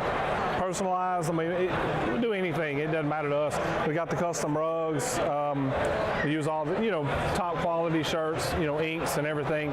Hoodies, hats. We do embroidered hats, embroidered shirts. Just you can call us for anything. We do offer the bag and fold, to where you can receive them and they're already labeled and tagged and bagged, ready to give out to your customers. So you just call us and just tell us, hey, this is what we're looking at doing, and if we're going to put the car on there, it is 125 quantity minimum. If it's without the car, it's 60 quantity minimum. That's strictly on the racing stuff. If it's a business or something, if you race on Texas shirts, it's a little bit differently. You can call us. It just depends on your quantity and ink colors. Everything is hand drawn. I mean, everything. We don't Photoshop anything onto a shirt or anything like that. Everything that we go through, everything is drawn, and which is the reason for the art fees. We do have several graphic artists that draw for us, and they're really good. So what we do is on any package that you do, we can mix and match. We can do any colors. You can do purple, red, blue, green, and do the rest black. It doesn't matter to us. With your design on there, we can do hoodies. We can do hoodies, long sleeve shirts, t-shirts, tank tops. It doesn't matter. I mean, it's almost limitless what you can do, and you can put all that together in that package to make that minimum requirements. They can call us 318-278-7191, or they can email us at bulletprooftees@yahoo.com, or they can go to the website bulletprooftees.com. All right, we are back, ladies and gentlemen, as the top 5 really hasn't changed here since we just left there for a moment. Sam, a good little battle going on here at the moment, but not quite for the lead, but still a decent battle going on, and we are less than 100 to go. 93 laps to go before this race is over. That commercial, while a little longer than we'd like it to be, took about 8 laps, so we're almost at 90 to go here in this race, and boy, has it been going fast. Yeah, it has been going extremely quick. For a lot of these drivers, they're trying to figure out where they want to place themselves. Looking at the window for fuel, these drivers about, I'd say 12 laps away from when the window has opened up to make their final pit stop. A lot of these drivers, though, expecting them to push it as far as they can go. So probably around lap 108, around 180, that's where a lot of these drivers are aiming for to make their final pit stop. But it is going to be a lot of work, and that one pit stop should be good enough. Matt Dyer, he still has one pit stop to go after making an extra one than everyone else, but he's known for making those odd moves and continues on with those odd moves himself. Yeah, and for the record, for anyone that doesn't know, obviously, if they read Samuel Dyer, Matt Dyer, is somebody hard into the wall. That's a 96 that just took a lick to the wall of Atlee Gray, but he does recover, no caution brought out. But I was saying, relation, you are brothers, so you can call him weird. You can say he made a weird move. He could come in and smack you in the back of the head too, but you're family, so you can call him weird, and I can't do that. Yeah, no, I have for years, I would say Matt is known for being known for throwing away races, but I can't really say that anymore. He's won both in two different leagues, and he's slowly figuring out strategies that are working out for himself, and the luck is slowly turned around. As it looks like we're actually starting to see a battle on the lead lap for 6th place. It's going to be Stooksbury under fire from Spencer Hardison as Hardison goes to the inside. Yeah, I'm looking at Hardison's car, and I can't quite figure out what is on it, but there's definitely some, say, Barstool Sports. Yes, sir. That's definitely a colorful car, as Stooksbury is going to be just ahead of him. We'll see if Hardison can run him down, but good little battle, like you said, going on for there. And we got that infield guy with the camera here tonight. Good to see him back, as we love our infield cameraman. But what a good little battle going on there. And we got drivers coming down pit stops here. Joshua Alt is coming down. Logan Brakey is down pit road as well. Eric Stamp just came out of pit road, and it is a little bit too early for my liking, but it's good enough. These drivers are going to be just inside of the window to be making it to the end. So a lot of these drivers extremely short pitting, but hoping that this will be a net gain moving forward to the end of this race. Yeah, at this point, you've made your bed. You might as well hope it's a comfortable Serta mattress, because you're sleeping in it now regardless. And, a lot of these guys, Sam, if it's me, based on what we've seen, based on what they're seeing on the track, these guys are banking on the fact that we're not going to see a caution for the remainder of this race. This thing's going to go green, because if you're right on the edge and we go into overtime, your plan just may backfire horribly wrong for you. Yeah, we've got a lot of drivers 2 laps down, so that's putting you in a spot where even if you want to take a wave around, you'd be being left 1 lap down. So they got to be careful on this game that they're playing. But certainly they're trying to keep it close. Watching the battle for 6, contact by Hardison and Stooksbury. Hardison getting a little bit too aggressive, getting into the 19. Just a tad of front right damage for the 9. Yeah, that is definitely not what they want to see. And now it's going to be, that is the 5. He's not on the, it's not a battle for position. And I said this, I said it when we were covering this, is now Stooksbury's coming down pit road. Do you think maybe he was gearing up to come down pit road, and that was what caused that incident on the track? Or is he just coming down because he felt he needed to with that damage? So that's a question I'd love to find out from him, is if he was setting himself up to come down, and that's what caused all that, plus Hardison coming in a little too hard. But we'll see if he takes tires. And no, he is going to take tires, so this was a planned stop. So could that have possibly played into, maybe Stooksbury trying to get down the pits and Hardison not realizing it? Yeah, it could have been a little bit of miscommunication. Both of them are on different teams, different comms, so you got to be really communicating with each other in the sim. And sometimes drivers notify, hey, we're coming in. Other times they don't, and it can backfire just like that with the contact. And now leaving us with a total of only 6 drivers left on the lead lap.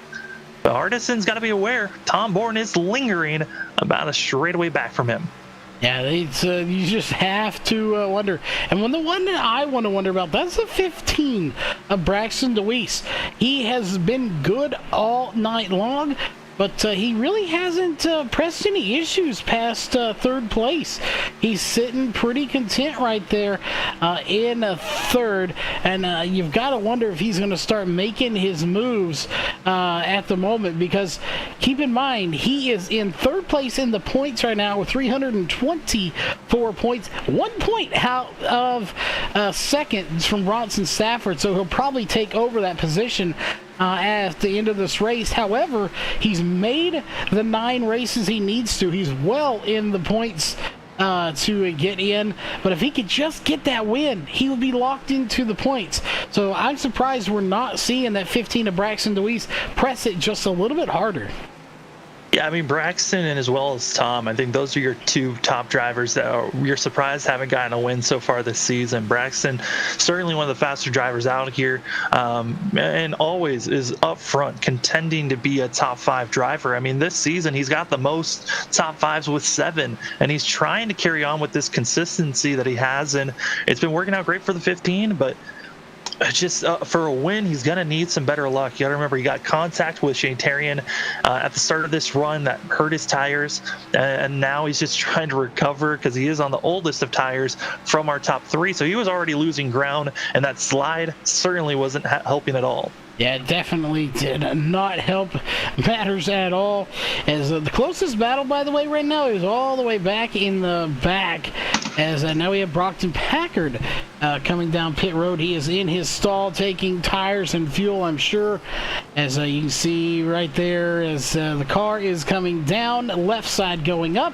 4 tires and fuel for Brockton Packard. He is out and away, so a clean stop for him. 14.68 seconds. Tom, like you mentioned, we were going to talk about this when we came back from the commercial break. A bit of redemption here for that 54. Obviously, you've been following it. We just got back here, but give us a little bit of rundown how this is kind of a redemption race for that 54, Tom Bourne.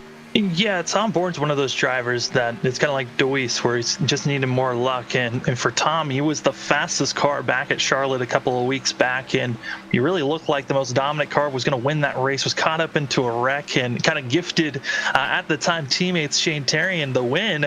And then after a couple of weeks, the team disbanded. But really, for Tom, this was a real... I was talking to him. He felt like this was probably one of his best shots to get a win.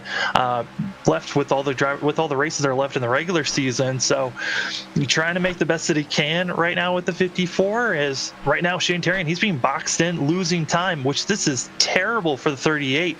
We saw that he has the pace early on to run down Tom Bourne, but he's going to need a little bit of a buffer if he even wants a shot to catch up to him. Yeah, and that's what he's definitely nailed the hair. I don't even know what that saying is, but anyway, you got it right.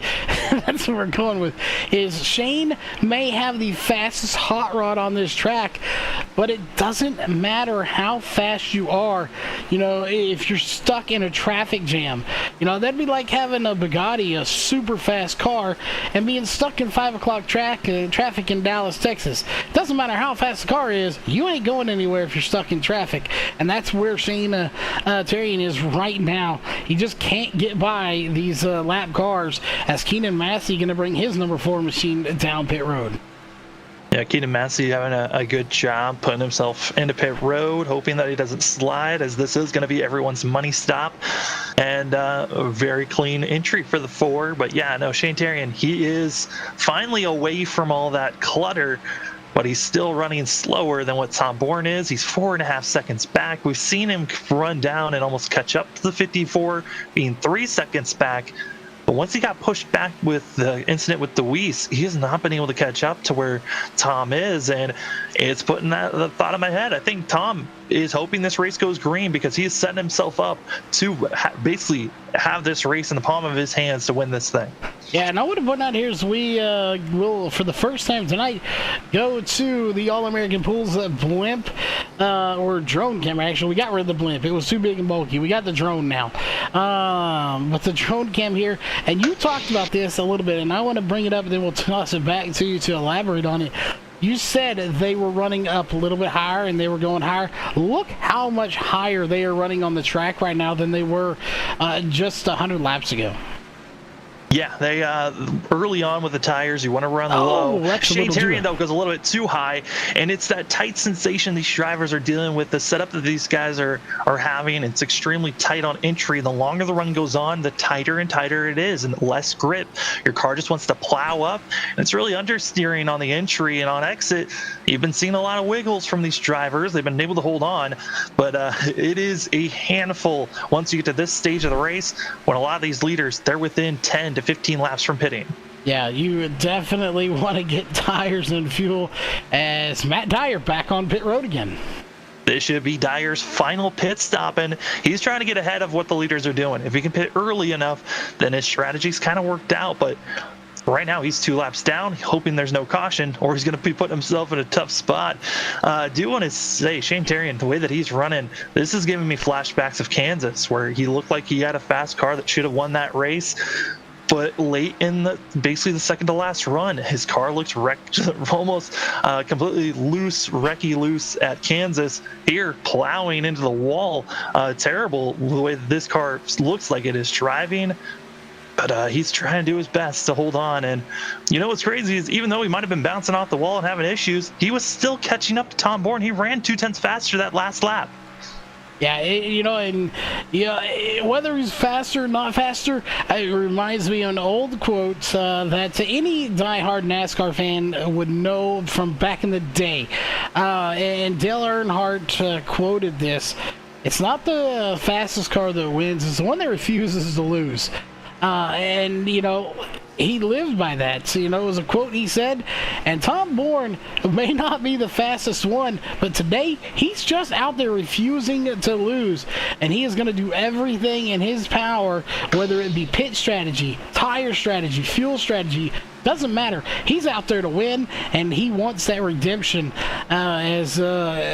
He got robbed early in the season when we weren't covering it, and now that we are, he wants to show the world that he definitely deserves to win as Trenton Jump comes down pit road. Yeah, Trenton Jump was running 4th before coming into pit road, trying to pit a little bit earlier, trying to get a little bit of a gain on the drivers in front of him. And, looking at the tires, when you get fresh tires, you're running about 1.5 seconds, almost 2 seconds faster than what the leaders are running currently. So you're going to be gaining a lot of time. Expecting to see Bronson Stafford be the next one into pit lane. He's been out there for almost over 80 laps, and he should be coming in at least in the next 2 laps or so. Spencer Hardison will be the next one in, part of the CEM Motorsports. And a lot of these teams, they are under a lot of communication with each other, trying to figure out the different strategies to make each other win. And if you feel like you're out of a shot to win this race, and figuring out how to help your teammates out. Yeah, and as you're right, you talk about who should be coming down next. Lap 100 was when Bronson Stafford was on pit road. 104 for Braxton DeWeese, 110 for Shane Terrian, and 106 for Tom Bourne. So that's when these guys were down pit road. And now you talk about stints that these guys are on. Your top 4, 77, 73, 79, and 83 lap stints. So yes, like you said, Bronson Stafford, 83 laps on this stint. He has got to be coming in soon. Yeah, those tires absolutely toasted. And also, I'm looking at the lap times he's putting down. The last one he was running pretty similar to our leaders. The last 2 laps, though, he's been about a tenth or more off just because he's being passed by drivers on fresher tires. So it's pushing the 61 up from where he wants to be running and costing him time. Yeah, and just like that, Shane Terrian and Tom Bourne going to be coming down at pit road. And for the first time in 186 laps, Braxton DeWeese is your race leader. takes time, and Braxton, his dad, well known for saying drive smooth and get up front, and I'm not surprised to see Braxton up front at the moment. He's trying to stay out as long as possible, so he's got the freshest tires to make a charge. This worked out for Shane Terrian. He was really making a move forward. I think for Braxton, he might have to try to stay out for another 2 laps, which is going to cost some time, but the grip level is going to be so important for later on in the race if this stays green. Yeah, and he definitely wants it to stay green, and he's coming down, so he needed maybe an extra lap. We'll see, but he's coming down pit road, so obviously he's going to lose the lead when he comes down, but he, like you said, will have fresh tires, but maybe did he need that extra 2 maybe laps worth of fresher tires, because now it's only going to be about a half a lap worth of fresher tire. Yeah, it is going to be tough right now, and oh no. Tom Bourne, who had this race practically locked up, I think he got caught speeding. Held for 54.7 seconds. Our leader, who looked dominant, once again gets held. And unfortunate. That is not what he wanted this late in a race. And, quite frankly, you'd never want it to happen. You sure don't want it to happen late in a race. And you definitely don't want it to happen in a race that has seen 1 caution on lap 31, and that be it. That may have just sealed his fate here in tonight's race. It's just that bad luck. The bad omen is just over the 54, it seems like, as he's back in 14th place, 1 lap down, trying to run down Dyer and Gray to hopefully be the first car 1 lap down, but it is going to be a lot of work, and man, that it has to be so frustrating, feeling like this win was right in his grasp, and it's gone instantly like that. Yeah, that is, a heartbreaker, and I want to point out here, Braxton DeWeese comes out like a cannon, 21.77. He just ran the fastest lap of the race. You said within the last 40 laps, maybe the time to basically show up or shut up, and he just showed up with that time, setting the fastest time of the race, and he just did it again, 21.76. This time, just a little bit faster. He's sitting in 4th. Could he come back and win this thing after only leading maybe 2 laps so far? If that, probably 1, and that was during pit stops. Yeah, I mean, right now, Braxton is just on go mode. Shane Terrian finally gets to the lead and hoping that lap traffic just gets out of his way, because this 15 car is coming. The issue, though, is all that traffic that Shane just got by, Braxton has to figure out how to get by. He's got at least 4 lap cars in front of him, and it's going to be a lot of work. And every single time he passes a lap car, that is time that he is losing that he could have been gaining on our leader. Yeah, and just to point out, just so you can see here, right there, he's going to get by 2 of them very quickly. In that High Five Racing machine, and he's going to get by the 28 very quick. He's laid these down like it was nothing, and right in front of him, you can't see it. I can. It says tight end loose off. That is Tyler Stooksbury, and he's not even going to deal with Tyler Stooksbury. He said, see you later. I am out of here, and he is set sail on the way to Shane Terrian. Terrian may have something to worry about here with Braxton DeWeese in these last about 45 laps. He's got fresh air and he's got a shot. That last time by, just a couple of hundredths faster than Terrian. Needs to be a couple of thousands, a couple of tenths faster if he wants to catch up. But yeah, no, even passing all that lap traffic, he was keeping pretty equal with the 38, which is great news. He's got 2 lap fresher tires. We'll see if that's enough to try to run down Shane Terrian, but 3.5 seconds. I mean, it's going to be close if he keeps this pace. Yeah, and we'll keep an eye. We'll go this, and we'll see. We'll follow Shane for this lap, and as soon as he gets to the line, we'll switch to Braxton. And there you see line. There's Braxton DeWeese. That gap is closing. You see a lot of traffic in front of Shane Terrian here. The 24 and the 34, they're going to slide right through the middle. We're going to go 3 wide. That is probably right now making Shane wonder if he needs a new fire suit. Yeah, the 24 of Packard was just holding on and trying to stay at least 2 laps down. He is now 3 laps down. But Braxton Deweese, he was able to cut his way through traffic so much easier, and he was able to gain 4/10 because of that interaction of Shane Terrian having to go 3 wide. Yeah, it went from 3.33 seconds to 2.95 seconds behind. So he is definitely reeling him in. Whether he's going to be able to catch him or not here as we're coming up on 40 to go. Keep in mind, we've been on air for about an hour and a half with this. We've been racing for an hour and 19 minutes of that hour and a half, and we are coming in the last 40 laps of this race. Again, you would have told me 240 laps, I would have probably slapped Tanner Johnson and be like, are you crazy? It's been a good race, and it's gone by very quickly. It's been incredible, but there is a hornet's nest back around 7th place where drivers are all on top of one another. You got drivers on old tires, those on new, and they are really not playing nice side-by-side action for 7th place. That's between the 5 and the 53, and everyone else that's passing them, they're on fresher tires trying to figure out how to get by. These two are battling, but hard contact between the 4 and the 53. Yeah, he just drove down right into the door panel of the 4 like he didn't even know he was there, and look who's right in the mix of this. Shane Terrian. He's got to figure out how to get by the 4, and he blinks, and that is the worst time to see a car blink. When you're trying to get back on the accelerator, they're going to have to go 3 wide once again. Shane Terrian to the inside. Yeah, this is not what he wants to see. He wants to see these guys get out of the way. Contact. No, he gets doored. Damp, he has now doored 2 drivers, and he's got to be careful. This is great for Deweese. He's loving this action, except for Deweese is on the outside watching all this chaos. Yeah, he has closed that gap up huge. I mean, it is a very, very close gap now, but Shane finally going to find his way through this group, and quite frankly, I think he's just had the biggest sigh of relief he's had this entire race, as he definitely was probably a little scared getting through that group, but look who's right there trying to get him now. It's been just working out. Deweese is caught up, but there's the yellow. Elite yellow going to be costing everyone. And oh my goodness. Bronson Stafford, as we bring out the Pulse Poppers instant replay for only the 2nd time here tonight. And we're going to take a look right there. A little contact with a 96 and shoves him right into the inside wall. Again, crazy incident there.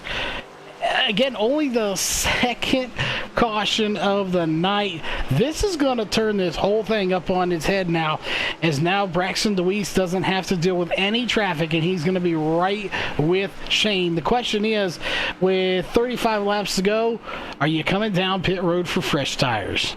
Oh, yeah. I think everyone's coming down for fresh tires. Everyone still has at least 2 sets to work with. Expecting everyone to come in this time. But, drivers are not happy. Braxton Deweese was wanting this to go green. He had the fresher tires. He'd cut through traffic, and so easily that he was doing it that I think he might have still had a good enough amount of rubber to still try to pass the 38. But, man, this changes everything. We only had 6 drivers left on the lead lap. And we'll see how many drivers feel like they want to take waiver rounds, which is going to leave us with a lot of drivers on older tires and more chaos. And the phrase we don't want to hear or say, but we got to say it, cautions do breed cautions here at Short Tracks. That they do. And just to point out on top of that, you have the top 5 drivers that came down pit road.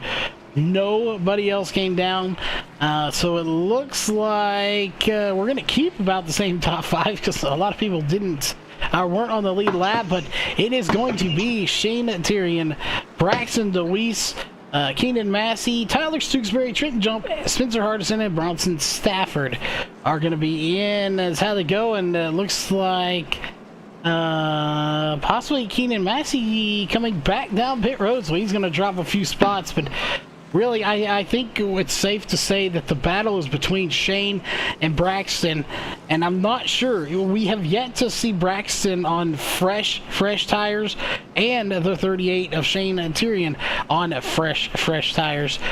So this could be a really good battle to the end. Yeah, a lot of these guys still have one more set to work with if needed. If we go 20 laps and another caution comes out, we'll see who feels brave enough to take the fresh tires. But I mean, we've seen on the 2 runs of early runs, fresh tires equaled out. It seems like Shane Terrian's got the fastest car out there, but we've also seen Braxton Deweese be very cautious on saving his tires and not trying to be aggressive. Fastest lap that's been put down was by Braxton Deweese, and now the question is, does he want to be aggressive early and try to make the pass in a costly manner? It could be hurting him on the longer run, as we're going to be less than 40 laps to go, soon to be probably less than 30 laps when we go green. This is going to be a coin toss on how this 15 wants to be here, but if I had to pick and choose, I would say Braxton's going to be aggressive. That's the way he's been a lot. Is he's smooth for about 3/4 of the race, and then when he feels and tastes blood, it's go time for the 15.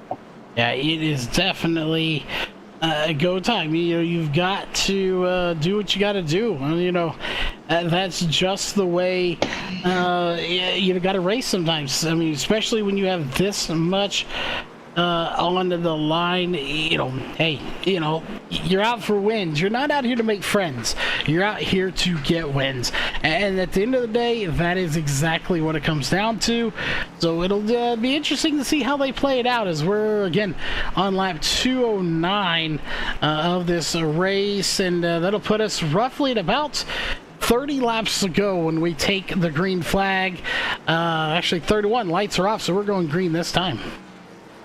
Yeah, looking at the drivers that are on the lead lap and have fresh tires, it's going to be your top 7 so far. So that's Shane Terrian, Braxton Deweese, Trenton Jump, Tyler Stooksbury, Spencer Hardison, Bronson Stafford, and Keenan Massey. Bronson Stafford has heavy front end damage, so not expecting much from that 61, but everyone else, it's going to be a dogfight. 31 laps to go here at Richmond. We are green.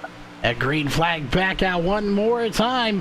Only the second Bolts Poppers caution replay being played thus far in this race, and it's going to be a just barn burner, nail biter all the way to the finish for this one. As we'll see Braxton Deweese all over the back bumper of Shane Terrian. Terrian gets about a car and a half length ahead as they go into corner number 1. Again, the battle is on for that lead, but here comes Trenton Jump in the 46 as well, as something wrong with Braxton Deweese. Gets loose at it too, just a little bit too early on the throttle, and that's the one thing with these fresher tires. A lot of this race has been in older wear where there's been a lot more heat built up into the tires, so you can get on the throttle a little bit sooner. Braxton there just a little bit too eager, and it might have backfired. And now it's going to be Trenton Jump in second place, where he's been most of the season. He won back at Kansas, trying to be a 2-time winner and stop Shane Terrian from becoming a 6-time. Yeah, 6 times, 6 wins. Could somebody show up and shut him up from winning another race? That's going to be the question. Shane out front, but look at this battle going on just a little bit further. Bronson Stafford and Tyler Stooksbury, the top 3, have kind of fizzled out. We're going to keep an eye on it, but the battle right now for 4th and 5th is definitely heating up. About a 3, possibly 4-car battle. Yeah, I mean, that battle for 4th place is so amazing to watch. Bronson Stafford with that damaged front end still doing the best that he can at the moment. But Shane Terrian is doing something completely different from the rest. He was using that outside lane later on in that last run. He has gone right back to it, the 3rd lane, going straight up to the outside wall and getting such a great launch through the straightaways. He's pulling away from the rest of the field. Yeah, he is definitely pulling away, and we got to jump back up there to Braxton Deweese. Wow, we'll get that one out. He takes back 2nd place, but look at the battle. Look at this Jump just rocketing back by him, but he can't make it stick. The battle for 2nd is about as good as the battle was going to be for the lead, I think. And I think that fresh tires for Terrian may have just sealed the fate for everybody else in this race. Yeah, Shane Terrian, he's almost up to a full 2nd gap between himself and Deweese. Deweese certainly is going to be putting a lot of effort here, but Shane Terrian, you're just seeing he goes to the high side. It's losing him about 3/10 in the center of the corner, but coming off, he gains all of that time back, it feels like. Last time by through 3 and 4, he actually lost ground. Deweese is gaining on our leader. Yeah, he is gaining as we're looking out the top back of Shane Naturian here in that number 38 machine, sporting the FRN logo on there. Not a bad little logo, but definitely a good run for Shane as he's trying to go for 6 wins on the season. First one back here on LSRTV. And, we got a lot of these drivers. They heard we were back, and before we could even really say hi to anybody, they were all go out there and welcoming us back. So we'll definitely look forward to talking to the top 3, which right now is Shane, Braxton, and Trenton Jump. But Shane just rocketing by 22 laps to go here as he is just holding nothing back, trying to go for 6 wins. Absolutely not. He's running about 10 faster than DeWeese, and I think that with the long green flag runs that we were seeing, it's allowed the grip to really change here, placing grip everywhere on track, so all the different grooves work. Right now, it's now search and figure out where you want to be, which sometimes as running in second place, it works out great. I mean, both you and I, Charles, we like watching dirt track racing, and sometimes when you're running in second place, you can pick and choose certain lanes when you can find that speed before the leader does. Yeah, and running in second place, like you had just mentioned, is a good spot to be sometimes, is you can see where the leader is running if you're close enough and say, okay, you're running there, maybe I can try this spot. Maybe it doesn't work. You're in a better spot to know, because the leader really shouldn't be looking rear view mirror driving, looking back at you. That's not what you want to do. If you see drivers rear view mirror driving where they're watching second and third, they're probably going to make a mistake or they're going to get passed. Shane is probably not doing that. That doesn't seem to be his driving style, as he is hitting his marks and doing what he has to do now with 18 laps to go in this race. And he's just checking out right now. He's hitting everything perfectly. And, that's just Shane Terrian. He's just that good. Yeah, I mean, on this run, he ran his fastest time of a 21.769. A little bit slower than Deweese's best time was, but Deweese's best time was not on this run. It was on the previous run. And, a little bit of pressure. Also, that slip up that Deweese was having, it kind of put pressure on the 15. He really was hoping that the race would have stayed green. I think that was his best shot. Currently, he's doing the best that he can, but he's just going to have to ask that Shane makes a mistake, which that 38 isn't very known for doing. Yeah, and we say ask him to make a mistake. Obviously, that is mentally, because I can promise you now, if he keyed up on the radio and said, hey, Shane, can you make a mistake? Shane's either going to say nothing or laugh at him, probably. So, he might not laugh. He probably would say nothing, because if he actually laughed, he might actually wreck. So, And you gotta. One thing I'm gonna talk to Shane about, if he gets in the top 3 and gets this win, is I want to know. If you're sitting behind the wheel, we know these guys chatter with each other a little bit with 15 to go. They're talking back and forth occasionally. How much harder is it to, I wonder, to communicate with other drivers when you're on a controller versus a steering wheel, where there's just a button possibly on your steering wheel versus a button on a controller? Yeah, the button is utilized for when you're talking in-game on Discord. You don't really need a button. So, that's true. Talking to his teammates or former teammates and friends, it's easy communication. But if you're trying to talk to other drivers through the simulation, it can get tricky at times. But luckily, controllers have enough buttons that you can pick and choose which one is going to be your talking button. But Shane Terrian, he is now caught up to the back end of our field. Those that were not able to take tires, he is now caught up to them. And this is the time Deweese has a shot to try to catch up to our leader. Yeah, and we'll be watching to see if he does. He's going to try to get by the 53 here. And it looks like he's going to get by the 53 pretty quickly of Eric Stamp. He's going to make quick work of that Reese's machine. No offense, I make quick work of Reese's too. So usually it's the actual candy bar and not the car on the track. But Braxton Deweese now having to deal with the 53 as well of Eric Stamp, and he's going to get by him just as quickly. So Good news is that Braxton got by him just as quick, but Shane got by very quick as well. That gap has shrunk. I do believe Braxton Deweese may have a shot at this, but he's going to have to move quick with only 10 laps to go this time at the line. Yeah, it's shrunk, but just in the smallest of margins. It's not enough of a shrink down if Deweese wants a shot to win this race. He's really going to have to hit his marks here as we're coming closer and closer to the end of this thing. I mean, 10 laps to go. Now is your time. There is nothing left to save unless you feel like your rear end's about to fall off here. You got to just full send and hope that you've got enough tires under you to try to make a push for the lead. Yeah, and that's what he's doing right now. Look at this gap. Look how much it closed here it's done 4/10 in the last lap. He is moving right now. I really think Braxton Deweese may have something for Shane. If not, it's going to come down to a nail biter at the line. Our leaders are hoping that this thing goes green and hoping that no caution happens. But now the difference of speed and also where you're going to be placing yourself, it is going to be difficult. Remember, a lot of drivers took the wave around. They're on older tires. Dyer's going to get out of shape in front of Tyrion, but it's going to be all right. And what a battle this one's turning out to be, as the gap was about 0.4. Now it's 0.6. So actually that time, it looked like he caught a little bit. Now it's back down to 0.45. He is reeling him in, and now he's going to get caught behind the 73. He's going to have to go to the bottom. Shane going to dive it down, and that gap is growing a little bit. So it looks like Shane has much better corner entry and corner exit. Yeah, the center of the corner, you're just seeing Deweese. He's really pushing it. And when he's gaining all that much, it's because of how aggressive he is on entry for Deweese, but that is hurting his exit. He's not really able to carry that momentum, and that's where Tyrion is getting all of his speed is off the exit. So we're seeing really that battle of is it entry or exit that's more important.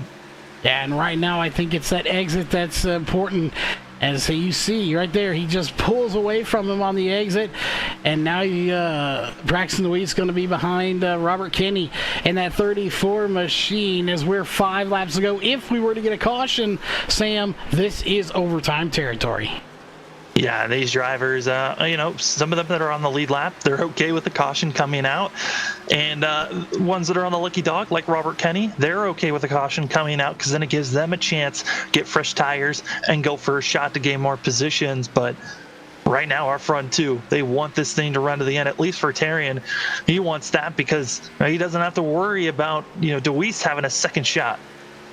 Yeah, it's going to be a really good battle if they can catch each other. That's the key word. They're there, but there's about a 2-car length, and you're seeing right here. Watch how much he gains. He just can't hold the momentum right there off the corner into the backstretch. Shane pulls away, so Braxton's doing what he has to do to try to make a pass. It's just not going to be enough, I don't think, as Shane takes 2 to go. It's going to be close, though. As you're seeing, Deweese has closed in this margin. He has really been doing a great job. And what he has to do, which looks like it might happen on the white flag, he's got to really send it in and try to do a slide job move. It's going to give Tyrion a shot for a crossover, but here we come to the white flag. And we are setting ourselves up for a good finish, as there it is, your CRN 1 to go here at Richmond. White flag is officially in the air. Nothing's going to separate in this race except for the checkered flag. The question is, who's it going to be sitting in victory lane? I think it's going to be Shane. He's just got one more corner to go around. Braxton Deweese trying to make it happen. No, he slides it sideways on purpose, I think, but does not happen, and apologize for that. We hit the wrong button, but what a battle here for these guys.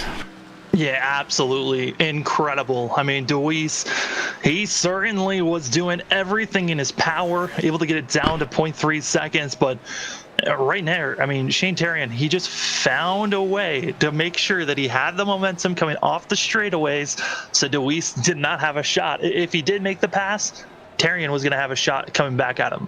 Yeah, he did, and of course, you see finish there. This race is over. 6 wins for Shane Tyrion, as we'll go ahead and watch him do some burnouts here. He's going to take it right to the line. and do some celebrating here tonight in that G Fuel Evo controllers. And I really got to know, we're going to have to talk to him. Obviously, it wouldn't do any good for iRacing, but I want to know if he has one of their modded controllers that give you more buttons, which could be beneficial if you need something for shifting and stuff like that, clutch. So definitely something to, we'll talk to him about, as they do have really nice controllers. If you haven't ever checked them out, we're not endorsed by Evo Controllers, but I've had one myself in the orange digital camo. Definitely check out Evo Controllers if you're a gamer. They are some really, really nice controllers. Expensive but nice. But Sam, you know what time it is, and he's done celebrating. It's time for your unofficial race results, and your top 10 are going to be as follows. We'll be talking to these top 3. Shane Tyrion getting the win here for 6 wins, and I believe 3rd or 4th in a row. We'll talk to him in victory lane here in just a bit. Braxton DeWeese just came up a little bit short here tonight, followed by Trenton Jump, Spencer Hardison, Bronson Stafford, Keenan Massey, Tyler Stooksbury, Tom Bourne, Joshua Altus, and Robert Kenny gonna round out your top 10, Sam. Yeah, got to give credit to Tom Bourne after recovering after being caught speeding. But here's your top 20. It's going to be Logan Brakey, as well as Atlee Gray, Eric Stamp, Matt Zier, Tanner Johnson, as well as Brockton Packard, Austin Jordan, Ryan Huff, Alex Walter, and then you've got also the drivers that were taken out early in this race, Caleb Smith, and then all the way down in 21st place, it's going to be Matt Hullo. Unfortunately for Matt, they're not finishing where he wanted to, but that'll do it for the racing portion. We're going to step away. We've got to jump over to another radio communication to talk to our drivers. We'll be right back here in just a few moments, and we're going to talk with your top 3. Trenton Jump, Braxton Deweese, and Shane Tyrion going for his 6th win here tonight.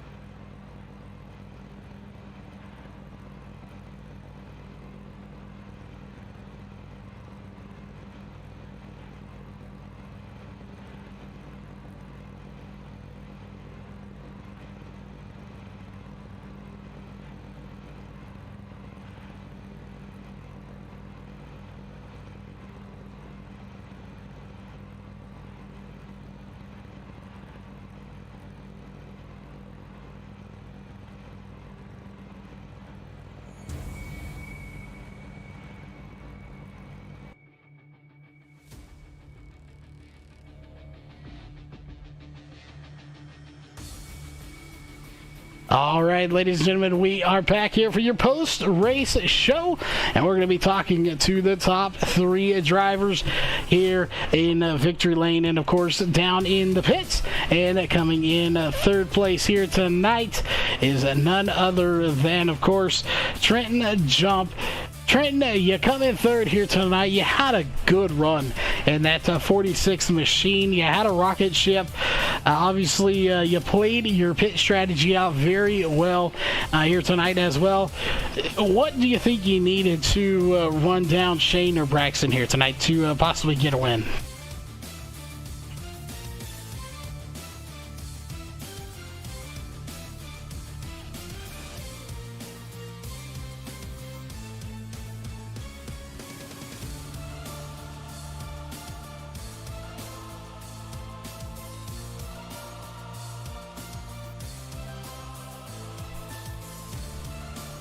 And hang on just a real quick here, change one thing up. All right, repeat that for the fans there. Unfortunately, we had an issue with the audio, but it is fixed now. So, Trenton, if you, for the fans, you want to repeat that real quick.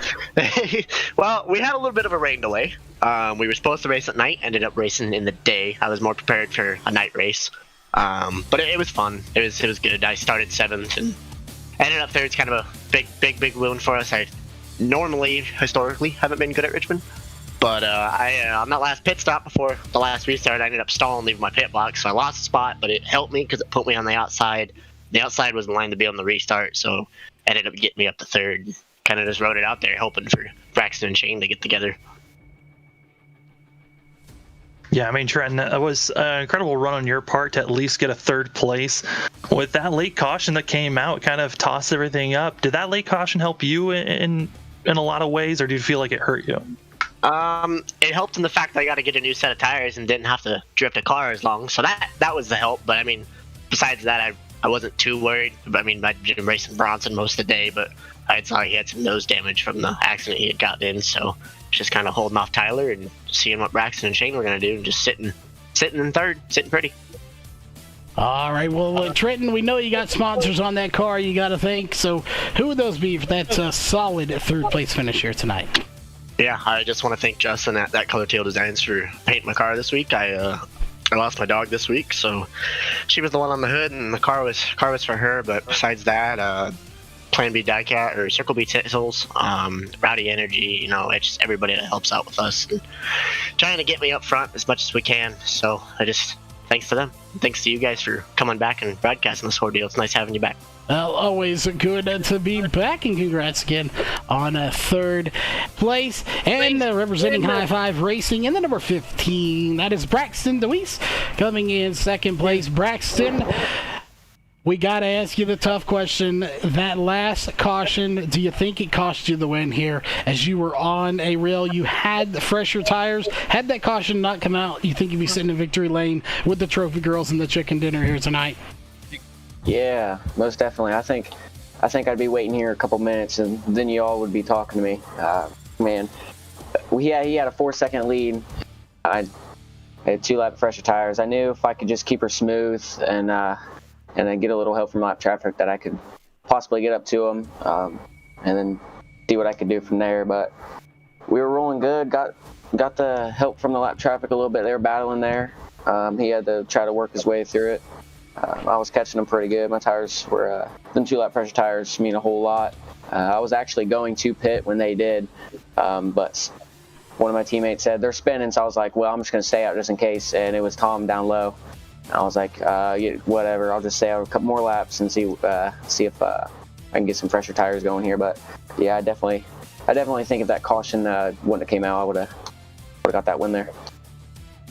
Yeah, I mean, it was a tough heartbreak, really, from us also in the booth watching that whole entire ordeal. But you did have that final shot. You had some lap cars you had to get by. Do you think that there was anything else you could have done in those final 40 laps? No, I don't really think I could. Just honestly, the only thing I really think I could have done to get a little bit closer to him was just being really consistent. Lap after lap after lap. I wasn't really doing that. I felt like if I was a little bit more consistent and driving her in there pretty good, and just seeing what could happen there. But it sucks to finish second to Shane once again.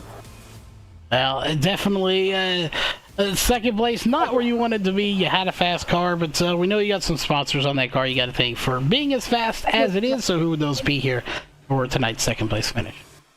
Yeah, I want to thank the main sponsor on the car tonight, Come From Air Solutions. I want to thank Zimmerman Concrete, Ron's Pizza, Bennett's Publical, Ravenwood Enterprise, Scott Martin, Jeff Schmidt, NASCAR Technical Institute, King Grant Paints for the beautiful paints. I want to thank you all for coming back and broadcasting. I missed you all from last year. I want to thank High Five for letting me drive the 15, and I want to thank everybody that tunes in and supports me. I really do appreciate it. It's pretty cool. Again, congrats on the second spot, and that brings us to your third and final interview of the night, and that is the 38 of Shane Atarian. You get the win here in your sixth win on the season. Shane, obviously this is the first one back for us here for the season, but you've been on rails obviously all season as we kind of recapped before we got to the racing. But 6 wins, is it just an everyday cruise out there for you, or is it still a battle with a tough field? I wouldn't say it's a cruise. It's definitely a battle. I mean, I probably only have like 2, maybe 3 wins. It's just I've been good luck, like Charlotte, teammates wrecked. I won that one, and then Phoenix, I wrecked twice, and then got a lucky caution break, so that's how I won that one. And then at Daytona Road Course, Jump had a mistake, and I got the lead. Technically, only maybe 3 wins, I would probably say, but I don't know. It's been fun. This ties my personal record for most wins in a season, so gotta go ahead and beat that. So that's something I need to do. Probably, and I ain't gonna do it next week at Road America, that's for sure. I mean, you won at the last road course. You never know how things are going to go. But Shane, for sure for tonight, we saw that drivers were searching for speed. You decided to go all the way up to close to the wall, scraping it a couple of times. What did you feel like there was more speed up there at times, or were you just searching for any type of speed? Not necessarily speed, just grip when the rear tires would wear. And I saw Tom doing it, and I was like, man, I don't know how he's doing it. So I kind of copied him, but added my own little twist to it in turn 1 and 2. But I couldn't catch him because the lap traffic, nobody wanted me to win, and I understand that. But it was rough trying to get through lap traffic. They're not letting me by. They're racing me hard. But I expect it. I mean, they want a different winner. They want to make it interesting. But it was fun. I mean, I don't have any grudges against it. But kind of sucks that Tom had another mistake. So I expect Tom to probably have a couple wins here this season. Well, it definitely, whether they wanted it, who wanted the other winners, you got it, and you got it in a good fashion here tonight for 6 wins. You know you got sponsors on there. I like one of your sponsors, so who would they be here for the win? Yeah, I mean, unfortunately, since the team shut down, I just got Evil Controllers. They're just my sponsor. I got F around in the car. It's just part of the schemes, and so I haven't gotten a new scheme since the team shut down. And then, so I mean, if you guys want to be on the car, I'm all for it. There you go. We're slapping logo on there. For the winner, Shane Terrian here tonight in that 38 machine. A good run for him.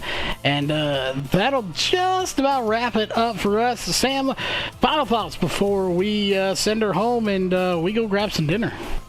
I mean, that was a great race overall. I think I'm mainly surprised we had such few amount of cautions as we did. I honestly thought we were going to have up to 5 or 7 cautions, but a extremely long green flag run. That was fun to watch. It was indeed fun to watch, and that will wrap it up for us here tonight. On behalf of myself, Sam, everyone at almost said media at Rocket Media, and all the sponsors behind Rocket Media LLC, we hope you have a great rest of your Sunday afternoon, and we will see you tomorrow night for the Northwest Cup Series and Wednesday for the Northwest Truck Series.